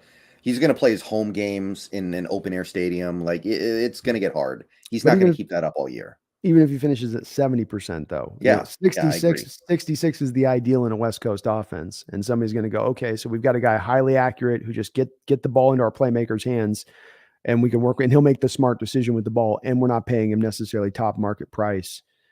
I see a team potentially doing that. I do. If he falls off and comes back down to earth a little bit more, I think it'll be a little more muddled for him at that point, Brendan. The key on this is going to be that he has to keep at this pace because of how deep this class is for quarterbacks and how that is going to affect a second-tier guy like him in that market, even if there's the team that is enticed by where he is and the cost and all that. Right. The Snail, thank you for the $2. Can we have DK go full Iron Man and play inside linebacker too? Yeah. Some of those old players, man, I don't know how they did it, playing both ways. But they were tough with newspapers strapped to their ankles as far as early padding goes too. They were a tougher breed. Yeah. Would DK be a better inside linebacker than Cody Barton? Maybe able to take on the blocks better. He'd have the more preeminent size to be able to handle those blocks and that second level stuff. But no, we need him for offense. We need him for wide receivers. That's the thing. That's why our offense is cooking as well as it is the combination of DK Metcalf and Tyler Lockett have been those guys. I mean, they're as good a combination as you'll find in football in the way that those guys work off of each other. Yeah, and Geno's starting to unleash the deep ball, so we need him more than ever. Chicks dig the deep ball, man. I'm telling you. So yeah, and that's going to play right into DK's strengths here. So I'm excited to see where this goes. Me too. I love what he's providing on that side of the ball. Would have been good if he could have caught that past the end zone and not had that fumble in the game. But even when there were those low lights in that game, there were also some highlights he gave you too. Yeah. And DK's been very good for us this year, and Tyler right there with him. Mm-hmm. Tyler on pace for career best, by the way. Yeah, in receptions and yards. I did a video about that because one of my concerns when we traded Wilson was we just gave Lockett a lot of money. What is Lockett going to be without Wilson? And it's like Wilson never even existed. It's just like he's playing with a quarterback. Any quarterback will do. And I'm surprised by that. Did you see I think it was an Amazon stat. He leads the league in getting open. He's the best in the league at getting open. They have like this new stat that tracks how open receivers are getting. And he's number one, which was not the case to me a couple years ago. A couple years ago, I saw him getting blanketed and then making crazy catches. Yeah. No, agreed. I'm the same way. And I've got to eat crow on this one where I was in a place when he did sign that contract extension going, I don't know if I like this with Waldron's scheme, but he's been worth every bit, every dollar of that. He's been consistent. He's going to finish off. We don't know where DK will land, but I think Tyler's going to completely finish off as the number 2 wide receiver in Seahawks history. He's going to maybe cap off. I think now I consider it his fifth year in a row with 1,000 yards this year. He had that first year was like 975, but I think it's going to be 5 years in a row now. Got to give the guy a lot of props. He's really been good now for quite a bit of time here, and it's great to see. And we need it. This offense needs both those two guys in full force. Right. Chase Stern, thank you for the $5. You think the Cards pick in the top 5 this year? They're really bad. Well, I'll tell you, they should not have won that Raiders game. That game was a bunch of garbage. That game was a bunch of horse poop. And the Panthers game, which they won, was hideous. It was a very ugly game. Both teams just falling all over themselves. They got blown out by the Chiefs. They lost a close game to the Eagles. That was competitive. That probably should have been an overtime game that could have gone either way. What was their? Oh yeah, they lost to the Rams, and that's not looking very good right now. The Rams look like they're having the season from hell. Mm-hmm. So They do get DeAndre Hopkins back after this game. for like 3 games until he gets hurt. It's a tough schedule going forward. New Orleans, Minnesota, they got to play us again down the road. Los Angeles again, Chargers twice with the 49ers, Tampa Bay, Denver. They get New England at home. They got to be on the road at Atlanta. That's a 10 a.m. game. I mean, what is there? If they lose this game to us, then yes, I think if they win this game against us, that could help them maybe stay in the hunt with it. But I do think if they lose this, that puts them at 2 wins, and the schedule starts getting really tough, and probably top 5 at that point. That's a tough schedule, Brendan. That's not easy, man. Who gets fired because they just extended Keim and Kingsbury? Does anybody get fired? No. Talk about failing upwards. I mean, like, how do you? We mentioned at the time, what have these guys done to deserve this extension? What, Kingsbury especially? I mean, maybe Keim, you can be like, well, but I mean, Keim's got Josh Rosen on his record, doesn't he? Wasn't he? Didn't before you got to Kyler? Didn't you just do back-to-back linebackers that are doing Jack Diddley Dandy right now for you on the football field? Really? I don't know. I don't know why the owner did, outside of maybe the owner has been a little bit in on this decision making a bit more, and that he has to own some of the places. That's just my theory, is that maybe there's that with it. Otherwise, it made no sense why you gave them. It's not like they've been winning in the playoffs or consistently been good. They start every year pretty good, then fall off. It's been that story year after year. Yeah, I mean, didn't they kind of do the extensions to spite Kyler at the time because he was throwing a fit, and then they extended? Yeah. But if that's what's pushing your decision making, it makes it all the worse, doesn't it? Like, you weren't determining this business based on whether or not I'd earn this money, but you're pissed at the quarterback for scrubbing his social media and trying to force his way out of town. So you're going to show him by, giving the people in power a little bit more firm power. It looks to Kyler. Whereas I don't know, maybe Kyler was thinking that, like, I don't know, like, I'm thinking maybe Kyler's like, well, maybe he'll get rid of them and then we can, I don't know, but it was not a smart decision on their part, whatever led them to making it. Yeah, what would Kyler even look like with any other coach who isn't going to cater to his college offense? Like, they run everything out of shotgun. Are other coaches going to be willing to do that?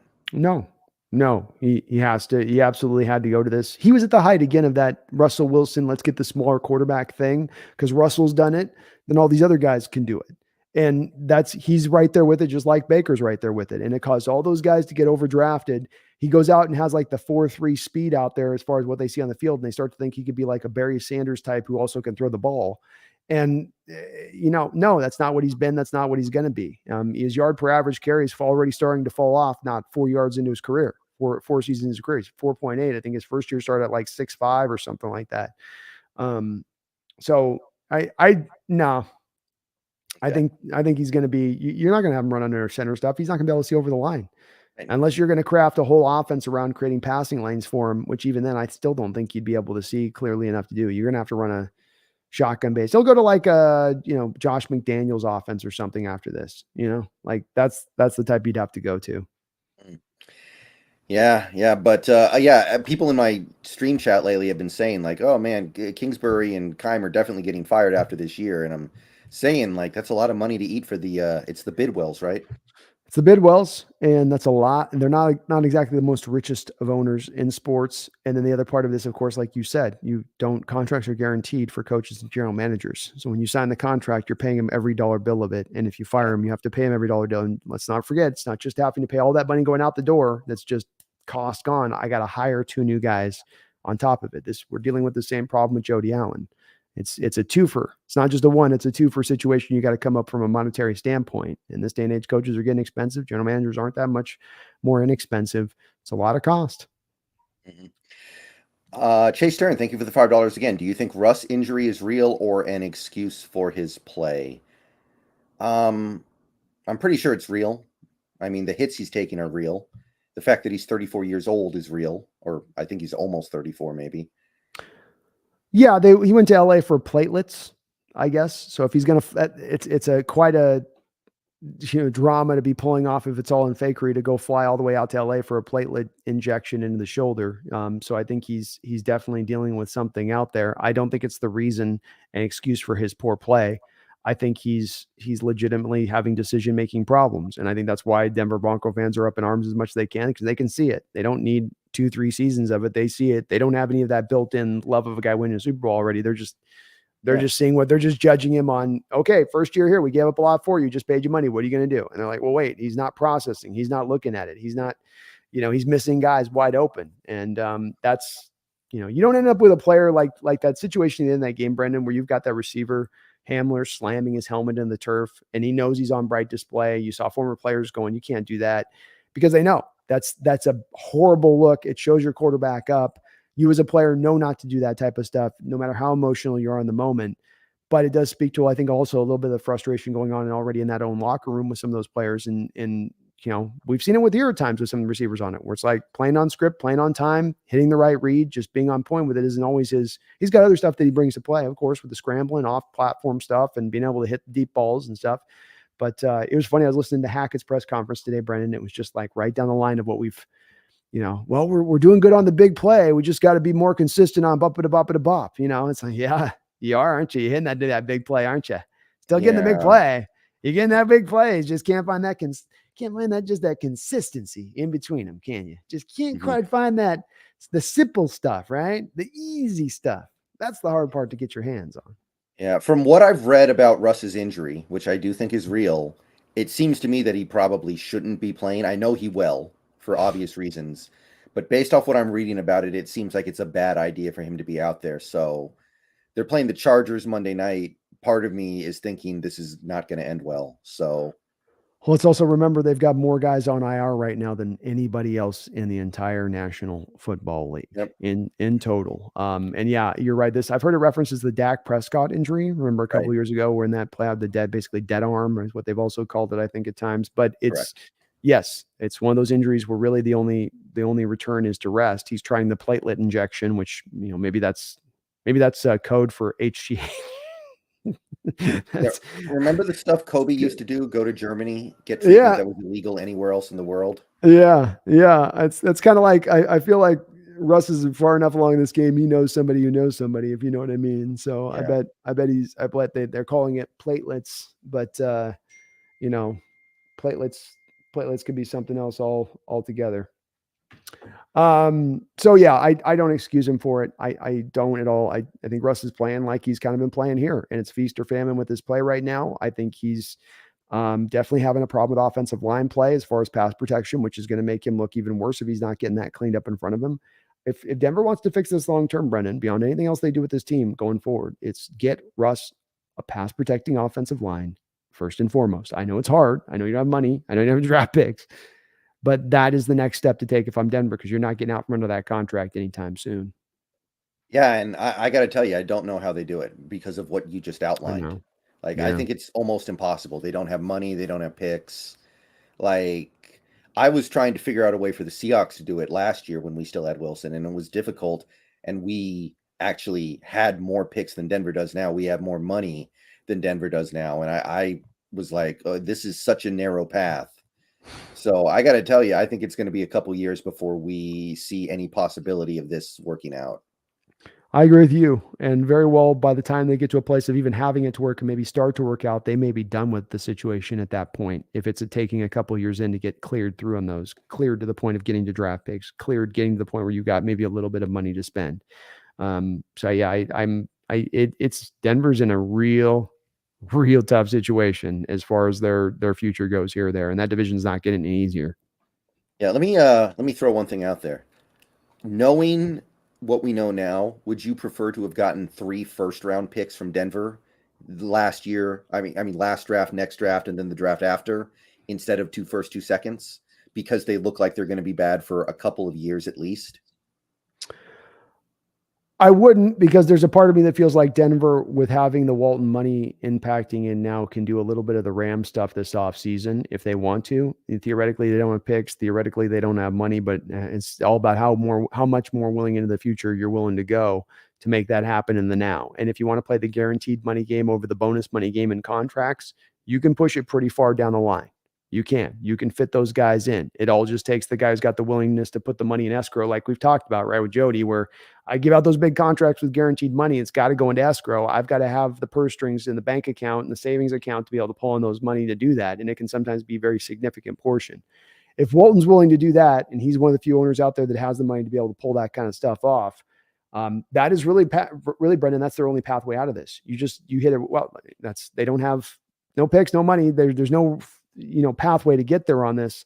That's the only other way out of this, is to basically throw a bunch of guaranteed money and salvage those picks in the future. And I think they're going to try to go for it, because the alternative, Brendan, is they're sitting in bad shape with no foreseeable fix into the future, and even into the far future here, not just 1 year into the future, but years into the future. I mean, they can certainly afford it.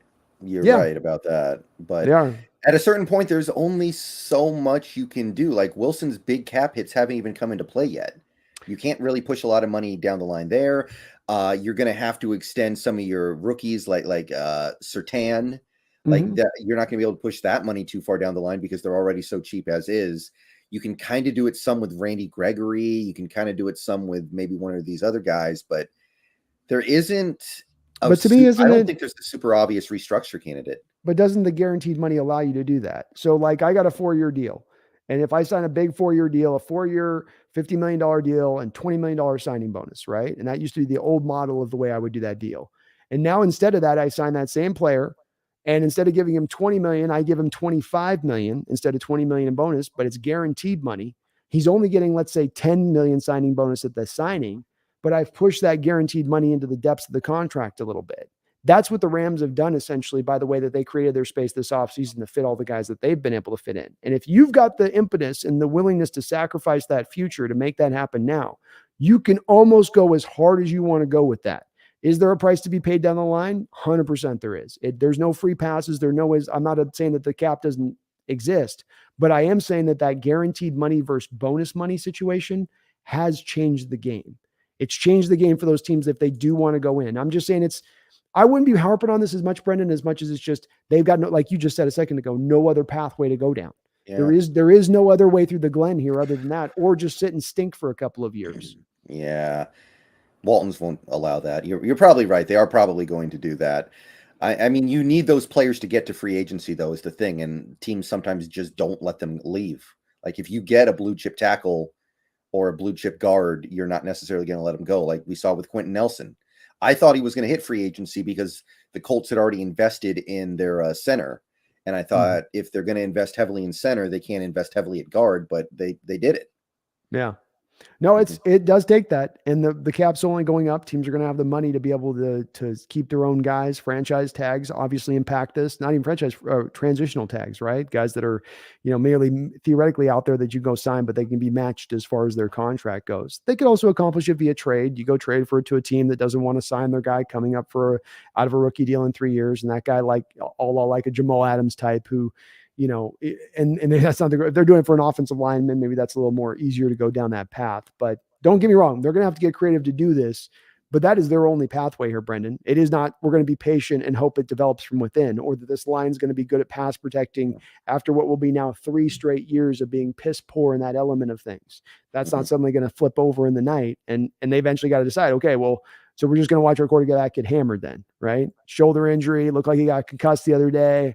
Probably went uncalled for. Like, okay, that's our lane. That's a depressing lane. And the fans are already, Brendan, they're walking out in a tie game going into overtime right now. Yeah. Can you imagine a year from now if this keeps going sideways? Can you just, it gets ugly real quick if we start heading down this highway and we're just not going to get off with any exits.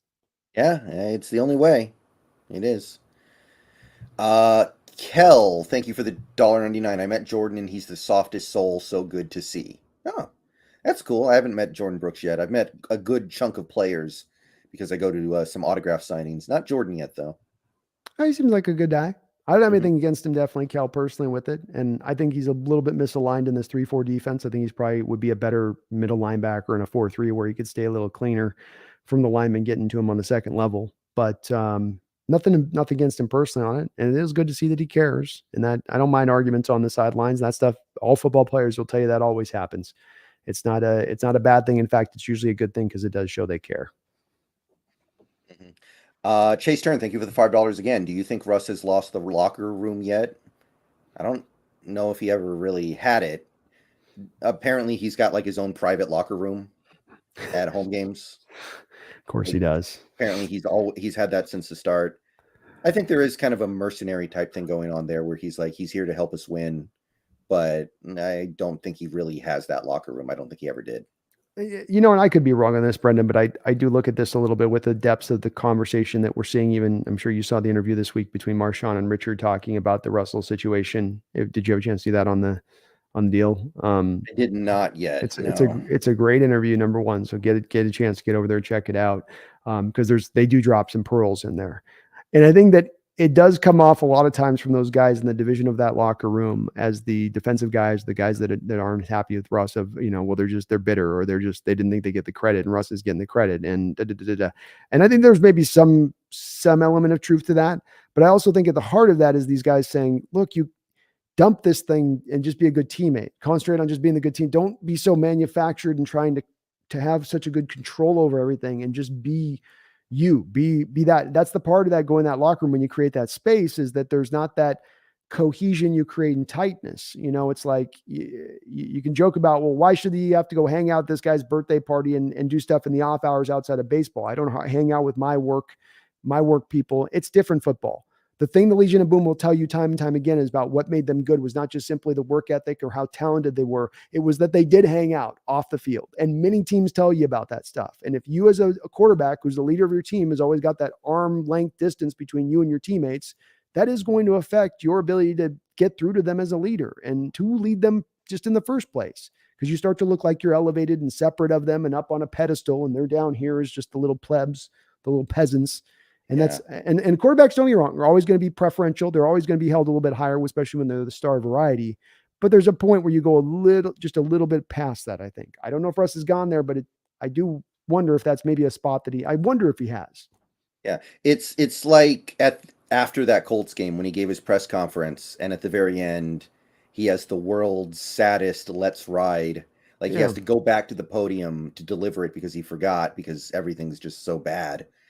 Where it's like, why are you saying that? Like, you just played one of the worst games of your career. You lost a game you had absolutely no business losing. You should have won it by 4 touchdowns easily at home, and you got to just throw in the "let's ride." And there was a couple videos, and a lot of Broncos fans made videos furious about the fact that he did that. Like, why would you say that at this moment? And it goes back to that idea of him being more of a brand than he is a teammate. It's like, it doesn't matter, I just had the worst game of my career. I need to push this brand. Right. And the brand is "let's ride." Right. And I understand that's the new modern era we live in, and that is something that you're going to have to deal with. Deal with your name, Tom Brady, Russell Wilson, whatever in between. But there's also a point where it gets so extreme, and you feel it as really the only thing you're getting, and you're not getting that other aspect at all. Is just that brand where you got to come back and remind yourself this is a team sport. There are 53 other guys on that roster, 52 other guys on that roster, 55 other guys, the practice squad guys. I know not everybody's going to be built equally or given the equal praise or whatnot, but when you separate yourself that much in a sport that's not an individual sport, you're not playing tennis, you're not playing golf, you're playing a team sport. You rely on these other guys with you. And if you have sort of put yourself on this higher deal, I think that does make it harder. And if you are, Brendan, you can still do it, I think. You can still put yourself on that pedestal at that point, but you better play pretty damn good if you do. You better be right on it at every turn if you're going to put yourself in that thing. You better be in that Jordan kind of ability to really elevate people around you. And if not, out are going to come the pitchforks. Yeah, heavy lays the crown. That is. Bingo. Mm-hmm. Right. CJ Max, thank you for the $4.99. Richard Sherman just said we should trade for Brian Burns on live TV. How would he fit, and what would it cost? I would love to do it, but I don't think it's happening. I'll just say that right off the top. Mm-hmm. Too expensive. First round pick minimum. Do you agree? First round pick minimum, 100% on that. No doubt about it. You're at least, I think you look at a baseline on this Frank Clark deal would probably Yeah. be a pretty close baseline to what you're looking at. He's got a 72.8 grade right now at PFF, 4 sacks on the year. So he's still been that guy this year. It's not like he's having a down point. You're getting him in a depressed point of view on this. So you're signing him to a contract that's probably going to be around $25 million per year at this point. To get in Brian Burns, maybe a little bit less. Frank Clark signed 23.5 3 years ago. So I know somebody, well, Brian Burns not 25. Man, is he going to make $1.5 million more a year than Frank Clark did on average? Who signed that 3 years ago, that contract? Yeah, he will. So $25 million per a first and probably minimum third. Maybe you could talk him into something like that. Though, what have been some other deals we've seen Brendan go with these defensive ends? You don't see a lot of the high end defensive ends go like the Chloe Clark was at the time that he went. I'm trying to think of some other I mean, you got the Von Miller got a second and third rounder last year for a half season from the Rams. It's gonna be costly. I think the cost of the draft capital is too much, though. I don't think Schneider, knowing that you have to pay him on top, knowing you crossed this bridge with Jamal Adams recently, I think that's going to make them a little hesitant to go back down that lane. They have not had a lot of luck with the sign-in trades. Percy Harvin, Jimmy Graham, Jamal Adams, Sheldon Richardson, you brought in, didn't get him on an extension. Javian Clowney brought him in here, didn't get him on an extension. There just hasn't been as much luck with bringing those guys from the outside in here. Yeah. I like the idea. I appreciate the sentiment, but it's not going to happen. I love the idea. And the only way maybe you could offset this is if you had Carolina high on like Darrell Taylor, and you could somehow maybe build some value into where you flip it back with Darrell Taylor and you can get some players included in this, and that can maybe make it happen. So I love the thought too, but just think that the cost is just a bit too rich, and somebody will probably pay it. Mm-hmm. Big Patty Daddy, thank you for the $1.99. What's up, Brendan? What is up to you? I'm doing good. Hey, Big Patty. Good to see you around, man. Thank you for coming on by. Scarecrow Bar, thank you for the $2, but I'm not putting that message on screen. Sorry. I'm not gonna see what he said. Uh-huh. Oh, Lordy. Yeah. I believe that is a porn star. Oh, goodness. He's bringing out the porn. He's bringing out the porn. He's going deep. Yeah, that's a very obscure reference, but I looked it up, and as near as I can tell, I think he's talking about a porn star from the 1990s. So maybe there's a player out there with a very unfortunate name in college football. I kind of want to look it up, but I think he's probably trolling. Yeah. It doesn't look, I almost don't think I should look this up on my browser. Yeah, I don't. Yeah, I mean, there have certainly been football players with unfortunate names. But I don't think there's currently one named Herbie Hind. So yeah. Yeah, I'm not seeing anything either come up for Herbie Hines. I don't know where he's got on that one. I don't know. Right. But okay, so we're all caught up here. So we've talked about this game about as much as we can. I think we've gone over the offense, the defense, the expectations. So do you think we're going to get it done this weekend? I do, but that's because I'm in the house and I know that I'm going to be cheering my section. That like you're going to feel the fans this particular week more than other weeks in the game because I'm in that stadium. I'm make sure that happens. So we're not going to let us come out of that without a win. You can guarantee it, or I'm going to lose my voice doing so in the process. In reality, Brendan, yes, I do. I don't think the Cardinal team's good enough to, I think, beat us at home. We'll probably lose to them on the road when they get if they have DeAndre Hopkins back by that point. That could be the difference in this game for me between these two, as far as that being just enough to push them over the top. I think they're a little light. The running back position being where it is for the Cardinals, receiver position being where it is the Cardinals coming in this game. They're very offensive heavy, so they need all of their guys to kind of get the most out of this team. And I think especially Kyler not quite on it as of yet so far this year. That gives us a little bit of an opening here. We played him pretty good overall too. He hasn't really come out and really taken it to us. He's at times played solidly, but he's not really out and out just, dominate us over the course of a game. So Carroll's had a pretty good plan prior, probably will here as well. I do think we probably come out with this win here. Not by a lot, probably a 3-point type win, something close down the mark, but I think we have enough. And the defense is due. They're due to at least give you a respectable performance again. Yeah, I feel like this week Carroll has gone under the hood and he's going to, like, whatever it takes, I'm fielding a respectable defense this week. Did you see the Corbin Smith thing from after the game? Mm-mm. He actually asked Carroll a tough question in the press conference, Oh, which go you don't see very Corbin. often. He asked the question, I believe, was why has the Seahawks defense been terrible for 3 straight years to start the year over like the first month and a half? He actually just asked, why has your defense been terrible to start the year for 3 straight years now? And Carroll said, I don't know. That's about the answer I'd expect from Coach Carroll. It's confusing. You don't know, really? You don't know. No idea. And again, this is where I appreciate Corbin asking the question, but now we follow up. Coach, shouldn't it be disconcerting the 3 years of this happening and you don't have an answer to me on that question at all? You don't even have a vague design of understanding of what might be the answer there?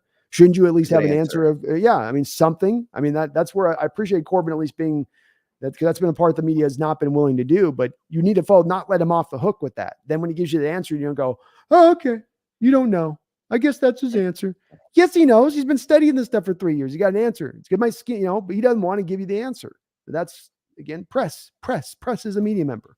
And I know Carroll doesn't like that. And he's probably used to not having those things. So it'd probably be all awkward, but nonetheless, that would have been my question. I was Corbin. So Coach, you're telling me 3 years, I can't trust in you to have an understanding or plan why this is going wrong. What has been the adjustment? Is it the same problem every year? Is it a different issue attacking you in the air? What is at the heart of this? And I think Carroll should have an answer on that, quite frankly.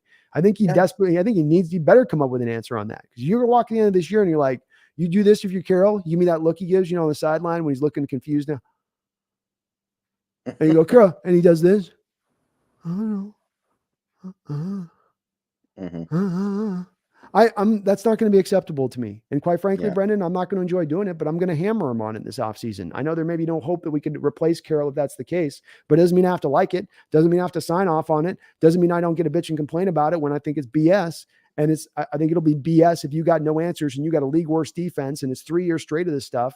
And you can look at the thing and go, look, you implemented a new scheme. You didn't fully implement it. You had no backup plan for Jamal Adams. You continued on all those draft picks prior to this year, and these last drafts completely missed the boat. You bailed on Marquis Blair as your backup option to Jamal Adams. You might have actually been a decent backup option. Where's the accountability, Brendan? Where's the accountability at that point? Yeah. I feel like Blair asked out when he realized he wasn't going to get to play unless somebody got hurt, and then somebody got hurt. But it was already clear that, like I said, I don't think Pete ever liked him very much personally. Yeah, I think that had a lot to do with Blair wanting an opportunity somewhere else where he felt like he just wasn't going to get a shot. And I can appreciate that from Blair's standpoint. I also think that Blair had not earned the right to be able to step up and say that he got to dictate where he went. And I really don't give a godly good F what a player tells me about what he wants. If you've been here through your young pro career and you've been more injured than you've been healthy, why don't you sit down and you sit where you're at and prove you got the right to go get there and get it? You missed tackles in the preseason. You weren't at your best. You certainly hadn't earned a starting safety job if that's what you're going to try to propose if you're Marquis Blair. So you can squawk all you want, but this whole new player, I'm going to bitch and complain and then get to go where I want stuff. No, that's why we have draft picks. That's why I have club control. And, you got injured multiple times over. It's maybe not your fault, but you certainly haven't put yourself out there to have earned a job out there and to do it. So you'll be our backup. We need a backup. We need a viable plan back here. And I think you are right. At the end of the day, Coach Carroll just didn't like him. But again, that's if I'm trying to make an argument here about some of the things Carroll's doing wrong and bad, that's not a great thing for Coach Carroll then. Well, you just didn't like him. Would have been a good option for you as a backup, but you just didn't like him. Would have maybe helped this defense out considerably, but you just didn't like him. Would have been an upgrade over Josh Jones, but you just didn't like him. That to me is an indictment on a coach at that point, nothing but. I completely agree. And I do think Blair would have been much better than Josh Jones. I'm trying to figure out why it happened because it was a little bit of a strange cut. I think you're right 100% on this. I think it just comes down to, it's probably, I think as you said before, it's probably a Schneider pick. And they were maybe going back and forth. You get LJ, I get Marquis, and you can have DK or whatever the hell it went with, however they did that back then. But it did never seem like he was fully on board with him. And it certainly stood out when, like we've talked about that first year, he starts that one game for Baltimore at free safety. He's your highest rated defender in a game where everybody else is sucking. And then he never gets another chance then at free safety ever again. Beyond that point, you make a Quandre Diggs deal midway through that year. What the hell? Yeah. What the hell?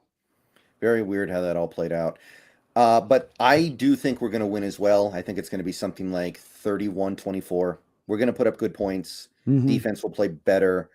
I don't know. There's like that Cardinals team. I know they're not playing terrible so far, but something, even when they're winning, it just doesn't feel very sustainable. It feels very like that. Like I said, they beat the Panthers. I watched a good chunk of that game. It was a mess. Like just Oh, just really two very sloppy teams. Panthers have one win on the year, right? So I mean, both the Raiders win and the Panthers, if they have one, I think they have 0-1, 1-2, and Raiders are the same way. They've got one win on the year. So Yeah, you I know, think every team has at least one win now.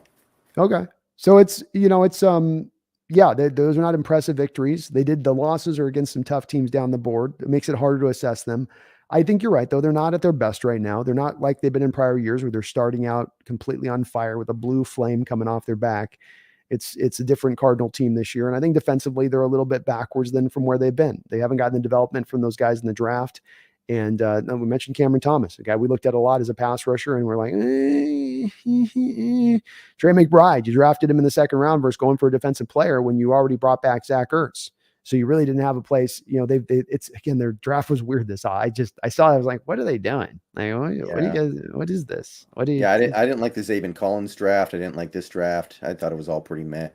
It was. And I thought Simmons was going to be better than he's been. I'm surprised to see him so stilted in his development because he was so freakish with what he did for Clemson. I mean, he helped him win that national title, I believe, there with Trevor Lawrence is one of the main defensive players there on that team. But he has been a far cry from that, and Zaven Collins along with him. So, I think we get to benefit in this and some of where they're at right now as far as their organization. As I've maintained this offseason, Brendan, I still, no matter where I saw our Seahawks, at the end of the day, I did see the Cardinals finishing below us in this division.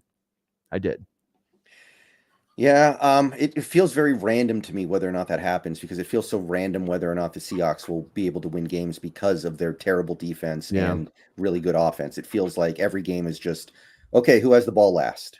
Yeah. And I certainly, when I was making that prediction this offseason, was looking at our Seahawks team as a top 15-ish defense, not as a 31, 32-ish defense. Yeah. So, yeah, that changes that prediction just a little bit too. You're right. Kel, thank you for the $4.99. I knew a guy who went to NC State with 3. He said he was nice and just like you see was walking his girlfriend's dog. Sad to see Sherman was right. He wouldn't stay. I mean, he was definitely different before he went to the NFL. I'm sure everybody's different.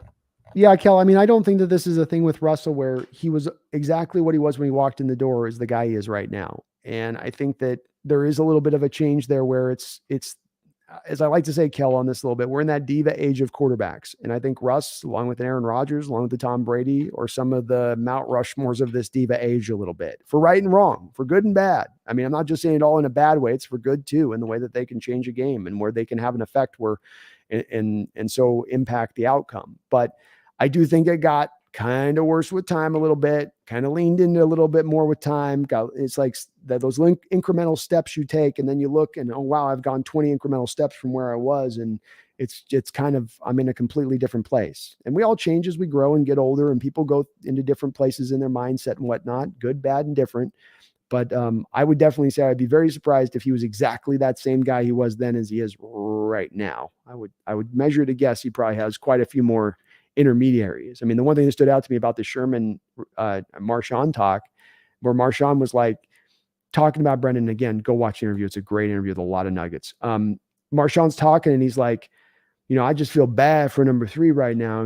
I just want to reach out to him. And Rich was like, why don't you? And he's like, man, you know how it is. I got to go and hit up his manager. And then I got to go through this person to get like, And Marshawn's like, I went to war with you. I don't want to be going through no manager when I went to war with you.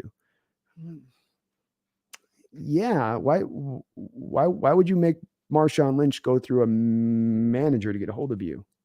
Yeah. He's definitely not going to be willing to do that based off everything that I know about him. I play Marshawn Lynch. If I play with him, I don't care if I was the damn punter.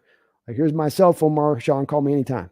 Right? Like, right. I mean, it does speak a little bit to, again, that arm's distance thing that I'm talking about here that players feel. And it's a thing that goes beyond just the quarterback being on a higher echelon than the rest of the players on a team on average. This goes again to sort of a separating yourself a little bit in a way that it just doesn't come off great to your fellow players. I'm not talking about the fan base here. I'm just talking about the fellow players they feel like, as we're hearing from these guys, I think, they don't feel that. They're loving that. Kel, thank you for the $1.99. Shout out to Jamal putting in work. Nicest player I met. I'm still hoping that the Jamal Adams story in Seattle is not yet fully written. I'll say that. I don't know if it's going to happen, but I'm hoping that he comes back and finds a way to positively contribute next year. Well, they could be looking at Quandre Diggs going, look, we got one of these two guys we're going to shed the $8 million on. We're going to take an $8 million hit. And maybe they look at Jamal and say, we'll keep him and take the hit on Diggs. So it's hard to say which way that'll play. You're definitely not going to both move on both Diggs and Jamal. You're going to eat $16 million this offseason on both. I don't see that. But hopefully he does get a chance. I'm with Brendan on this. It'd be good to see if maybe he could somehow, some way get in that work. Much like I look at Rashad Penny. I'd love to see Rashad Penny brought back too, even on a low end deal. Because I just feel like there's something there. If the tough break can just stop for them, if that brutal break can just that 1 year not come, they really set could the get expectations low, and hope what happens. Exactly. And I think the world just kind of, okay, if it's bonus, whatever we get, but should we get that bonus? Yeah. What a bonus it'll be. CJ Max, thank you for the $1.99. 6'6", 415-pound nose tackle at Florida. Are you talking about Gervon Dexter? Because he's one of my favorite defensive linemen in this upcoming draft, but I don't think he's that heavy. He's big. Yeah. He's big. He's big. He is rotund, no doubt about it. He's very much in that. He reminds me of the Packers back in the 90s had Gilbert Brown. Kind of reminds me like Gilbert Brown sort of size component to him. Look, if you're going to run a 3-4, CJ, and Al Woods has, of course, been our best player, but he's been old. Brian Monet is not earning that contract right now. You will have a need at the nose tackle going forward, undoubtedly, no doubt about it. If he's actually 415 pounds, then his mobility is crazy because I've seen him make plays in the backfield. I was watching that Florida-Kentucky game, and he was constantly flashing. If he's doing that at 415, that's insane. If he ain't 415, he's in that 385 spot, at least 385. Maybe not up to 450, but definitely in the 380. I mean, you see him. It's like Jordan Davis last year, where he's up against he's got a defensive tackle next to him, and it's like, a toddler versus a baby. Yeah. Big Patty Daddy, thank you for the $4.99. Brendan, love your content as well as Hawk's Nest. Thank you. Thank you, brother. What do you think of Sherman's new podcast? I kind of like hearing what happened behind closed doors. Yeah, we were just kind of talking about that with the Marshawn thing. It's actually pretty cool. I don't listen to all of it, but I listen to some of it, and it's pretty cool. I love listening to it, Patty. It's a plus side, but one of Carroll's main rules, of course, is protect the team, which leads the team to doing a lot of behind closed doors stuff when they have to deal with issues. And eventually, every once in a while, you'll get a Percy Harmon putting Golden Tate in a trash can just before the Super Bowl story kind of thing leak out. But I think we'll find many years from now when the books are written that there was a lot that was kept under wraps. And what the Sherman podcast is allowing when KJ Wright or Marshawn goes on there is for us to finally get a little bit of tidbits. It's like we've tried to wonder and understand for years, why is this venom here between a clique or a part of the former team, that Super Bowl team, between them and Russell's camp? It's not coming from Russell. Certainly he's taken the high road here, but certainly there's a little bit of still feeling of animosity. That Super Bowl play is still burning them. No doubt you can still feel that with them as far as that final play and that interception on that play.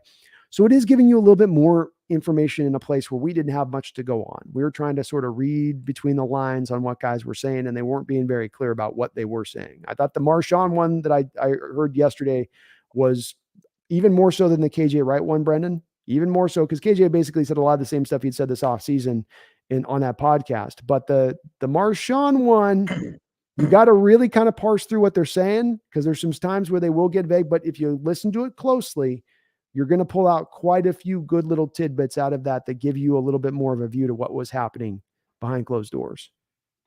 Right. So, yeah, it's a pretty cool tool that he's using here. Yeah. I like that he's going to tell you, like, the thing I like about Richards, he's going to be open with you. He's not going to be as close guarded. That's for right, wrong, indifferent. He'll have that crazy moment like him going off on Thursday Night Football. Like, just run the ball, where he's going nuts at the end of that game. Like, he's going to have that, but he's also going to give you moments where he's being real with it. And that's all we want at times from these players, is just be real with me. Sometimes it's not a great truth you're going to tell me or make me feel great about the team and right, like, oh, you guys were that angry that there was this much, but at least we know the truth of what happened and we don't have to guess. Yeah. Sometimes it does feel like the whole reason he made the podcast was so he would have a platform to dunk on Wilson, which, I mean, there are times where it does seem like he's being pretty petty Yes. about it, and I think I don't say it's not that I don't believe the things that he's saying. He does sometimes come across like he's a little too hung up on this stuff, Yes. but it is cool to hear sometimes. Yeah, I don't want to make it sound like I'm just, well, Richard's telling us the truth and everything's been and like, he's the good guy here in this. It's really just about getting information. But yes,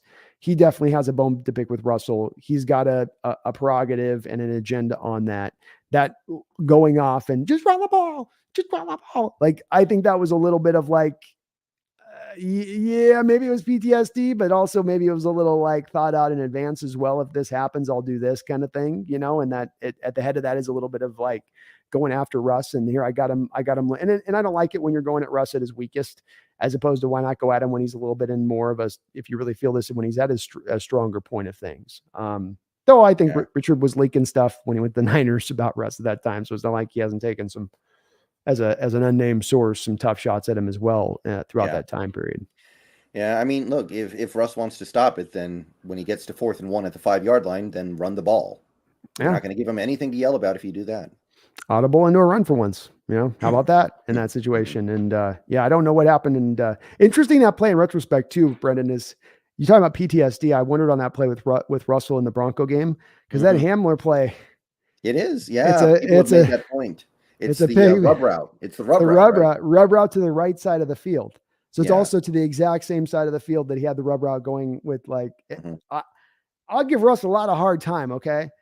I'm not going to give him a hard time if that PTSD clicks in on that kind of play on a rub route at the goal line. If you don't look that way, if I'm a fan, I'm like, I get it. He's been killed for 10 years for that pass. Right? Like, you're going to kill me for 10 years for a bubble screen. I might not throw very many bubble screens. CJ Mack, thank you for the $4.99. Isaiah Simmons is a 6'4" pass coverage linebacker that has played 15 snaps in the last couple games. Think we could make a deal? Would you want to, though? Is he a good pass coverage linebacker? That is the question. Yeah, I mean, that is the question a little bit. I don't have his splits off PFF to sort of tell me, CJ, where he is in coverage, and I haven't watched him closely enough to kind of, in the moments I've taken a casual eye in games and looking at Cardinals, and you're looking at other players, kind of just lock a player or two here on Isaiah. He's looked pretty solid to me, but 50 PFF is well below average. He's done it over a 3-year period. I would guess that, maybe his run stop he hasn't been all that good in coverage with that, but I remember a couple of years ago, he did pick Russ. Remember that play where he picked Russ? It was a legitimate interception where I remember that. He starts going into the line of scrimmage on the play action, reads out of the play action, drops back in coverage, and undercuts the route for a pick. So he shows you he's got in his bag, and that's his claim to fame coming out was Simmons' ability to be an all-around player, and especially in coverage. So long, so big, so fast, he could really run with anybody. He was going to be that piece you could use on the field anywhere. Right. Okay, I'm checking. In 2021, his first full year, his QB rating against was 91 about. So that's actually pretty good. Allowed about 470 yards in coverage on 69% completion. That's actually not bad. Half of Brooks. Half of Brooks probably that very same year. So yeah, I would be open to doing it, CJ. Cardinals certainly could be in a seller's position as this year winds down. And if he's only getting 15 snaps, that's at a point where you're going to be able to pull him for a pretty moderate sum as far as draft capital cost goes. So you're going to need to be addressing this position at any point. Otherwise, why not give it a try on a guy and see if you can get a reclamation project going on a guy who might have just had a bad fit for a bad scheme there in Arizona for his skills and what he does. Would the Cardinals do it because it's a division thing? If they don't have trust in Isaiah being the player getting to that point as a player, then they would maybe be open to it. But I don't know that we'd be the only team willing to offer. And if there's other teams willing to offer what we're willing to offer, they're anything close, they're going to go to the other team because teams don't like to trade within the division. So that part's very true. But I think he's at that depressed state too, Brendan. If he's down to only playing 15 snaps last couple of games, if they've gotten to the point where literally they got to remove him from the field, now they don't even have him in like sub roles. Well, he played 15 snaps against the Raiders and the Rams, but his snap count actually went way up the last 2 games. He's actually played almost the whole game, those 2 games. So I think that information's a little out of date. Okay. So yeah, I think that they would probably not want to do it within the division. CJ, Yeah. they hate it's just, and I don't know, I know why it's rule of thumb. You don't want to trade a guy and have him kill you, makes you look bad as a general manager. Where not only did you not have the patience for the guy to develop, you gave him to a rival. The rival then used him to then beat you. It's sort of the ultimate bad look for a general manager, and they try to avoid it every turn if they can. Big Patty Daddy, thank you for the $1.99. I'm not putting that message on the screen either. But thank you for the support anyway. And I agree with your statement. I do agree with your statement, but I'm just not gonna put it on screen here. No offense. I agree with you. Don't get me wrong. Oh, Big Patty, that's awesome. Oh, Lordy. Oh, Lordy. No, right. You're very true, Big Patty. You're 100% correct on that, by the way. Mm-hmm. I don't need any fact checking on that. That's just a yes. Yeah. CJ Max, thank you for the $1.99. Talking about Dez Watson. I like Siaka, Ika, and Coburn. So Florida has Dexter and a 415-pound guy on that defensive line. That's crazy. Jesus. I'm gonna have to look into that. I'm gonna have to look into him too. So I'll take a look at him. I wasn't aware of him now. I'm just thinking that big fat guy I saw there last week. I was like, Jesus, that guy's huge. Just it's hard to stand out for those linemen. They're all big. You know, you get the one guy though that really just like, oh Lordy, okay. I'm getting a lot of people telling me about Ika, by the way. I think he's on Baylor, a nose tackle. So I'm gonna have to start looking into that. Baylor defensive lineman. Oh. They're always not good, Brendan. I'll look at him. I did do a little bit of a look the other day at guy for you to look at for us. I think he's in my first round territory of things now.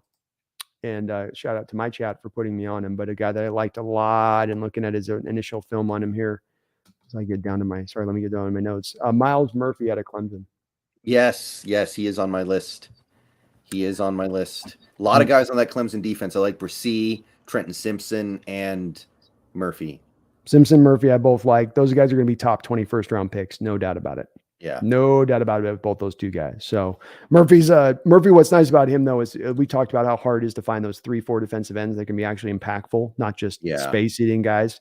He's an impactful defensive end in his ability to get pass rush in one gap and chase things down and just be really explosive. And he's big, 6'5", 275. Like he's a big boy too. It's fun. He steamrolls guys. He does a lot of the steamroll, where the offensive linemen get going back and then the guy just steamrolls right over the top of them because they're so explosive coming out of their stands. He's got that in his bag. Interesting guy. Definitely an interesting guy. Yeah, he's definitely on my list. A Big Patty Daddy, thank you for the $1.99. Honestly, what's our draft stock, QB, defense?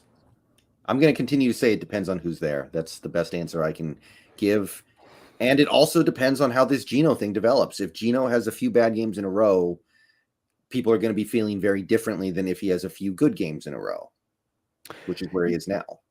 I think Brendan is right, Big Patty, that there's a lot of movement to this as far as where this could go, and it makes it harder to make a prediction on it because we're really guessing in the dark at that point versus with the way that this all kind of settles out. I'll try to give you a little bit of an answer on this one in the respect of the way we could kind of feel this through. And the way you can feel this through, I think, is there's going to be a couple of quarterbacks taken in those first 15 picks, probably at least 3 of them. I think when it's all said and done, that will naturally push probably some talent down the board a little bit. And if Seattle's willing to fit into their old form, which is like the Russell Wilson form of let's look second or third round, well, then I would be leading to believe at that point, again, like I said, seeing some of these early guys that are going to be highly picked in the first round defensively. My initial instinct on this, Brendan, is the defense is going to be a little stronger at the top end of the draft. That's that's just my initial kind of flush on it.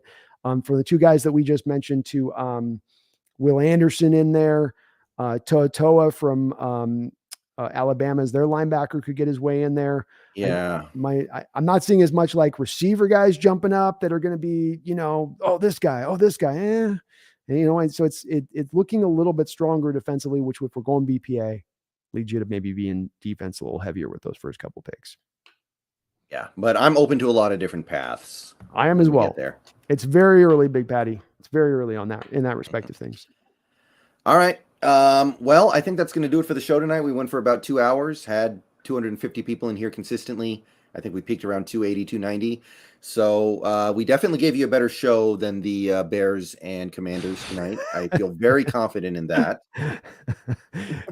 I couldn't bring myself to watch. Was it the cry? I was like, there's no way I'm going to sit down and watch this for a few hours. Was it as bad as we thought going in? We did get a dramatic goal line stand to win the game at the end. Well, Although by dramatic, I mean the Bears dropped like 3 straight touchdowns.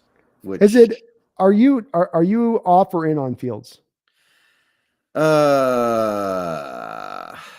Wow. When you say in, do you mean like I'm willing to trade an asset for him? Mm-hmm. Oh man. 3rd and 4th round pick for Justin Fields. 3rd and 4th. That's too much. I can't do it. Ooh. I don't know. It seems broken to me.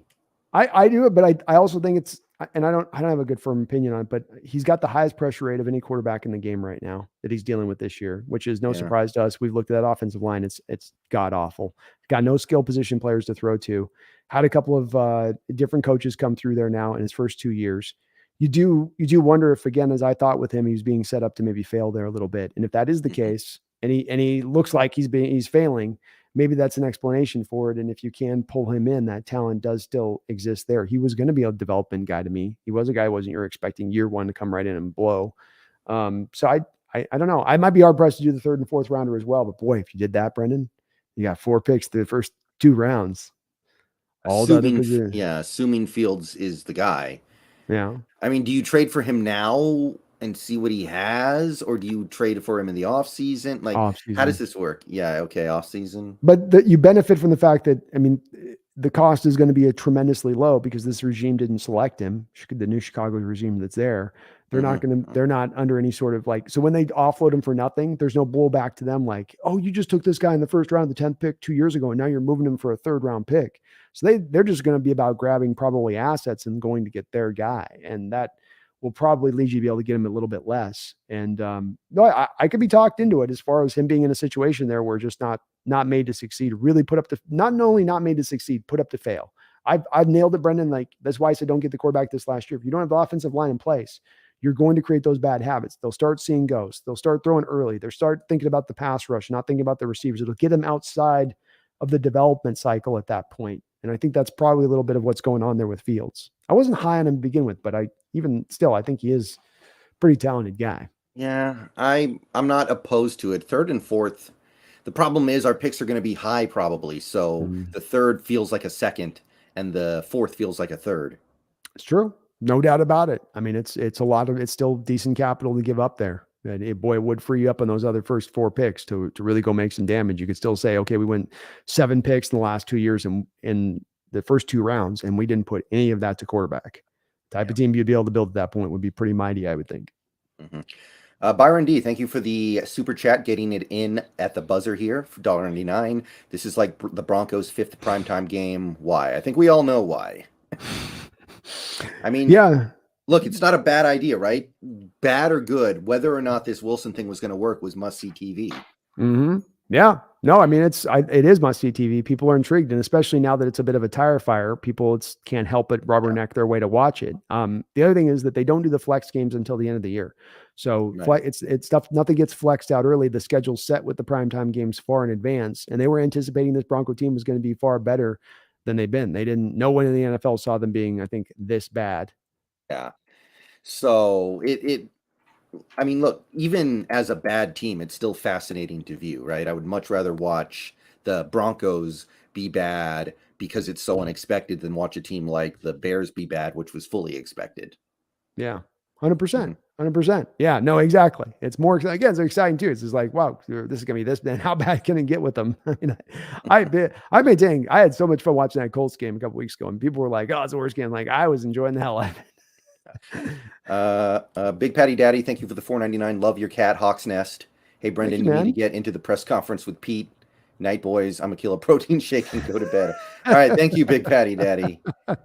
Thanks, Big Patty. I appreciate it. They wouldn't let me in those press conferences. Yeah, they would let neither me nor Brendan anywhere near asking a question because they know how that would go, which we would be more driven to ask a good question than we would be about getting access. We'd go in there wanting to actually have some answers rather than just wanting to go in there and just look the part.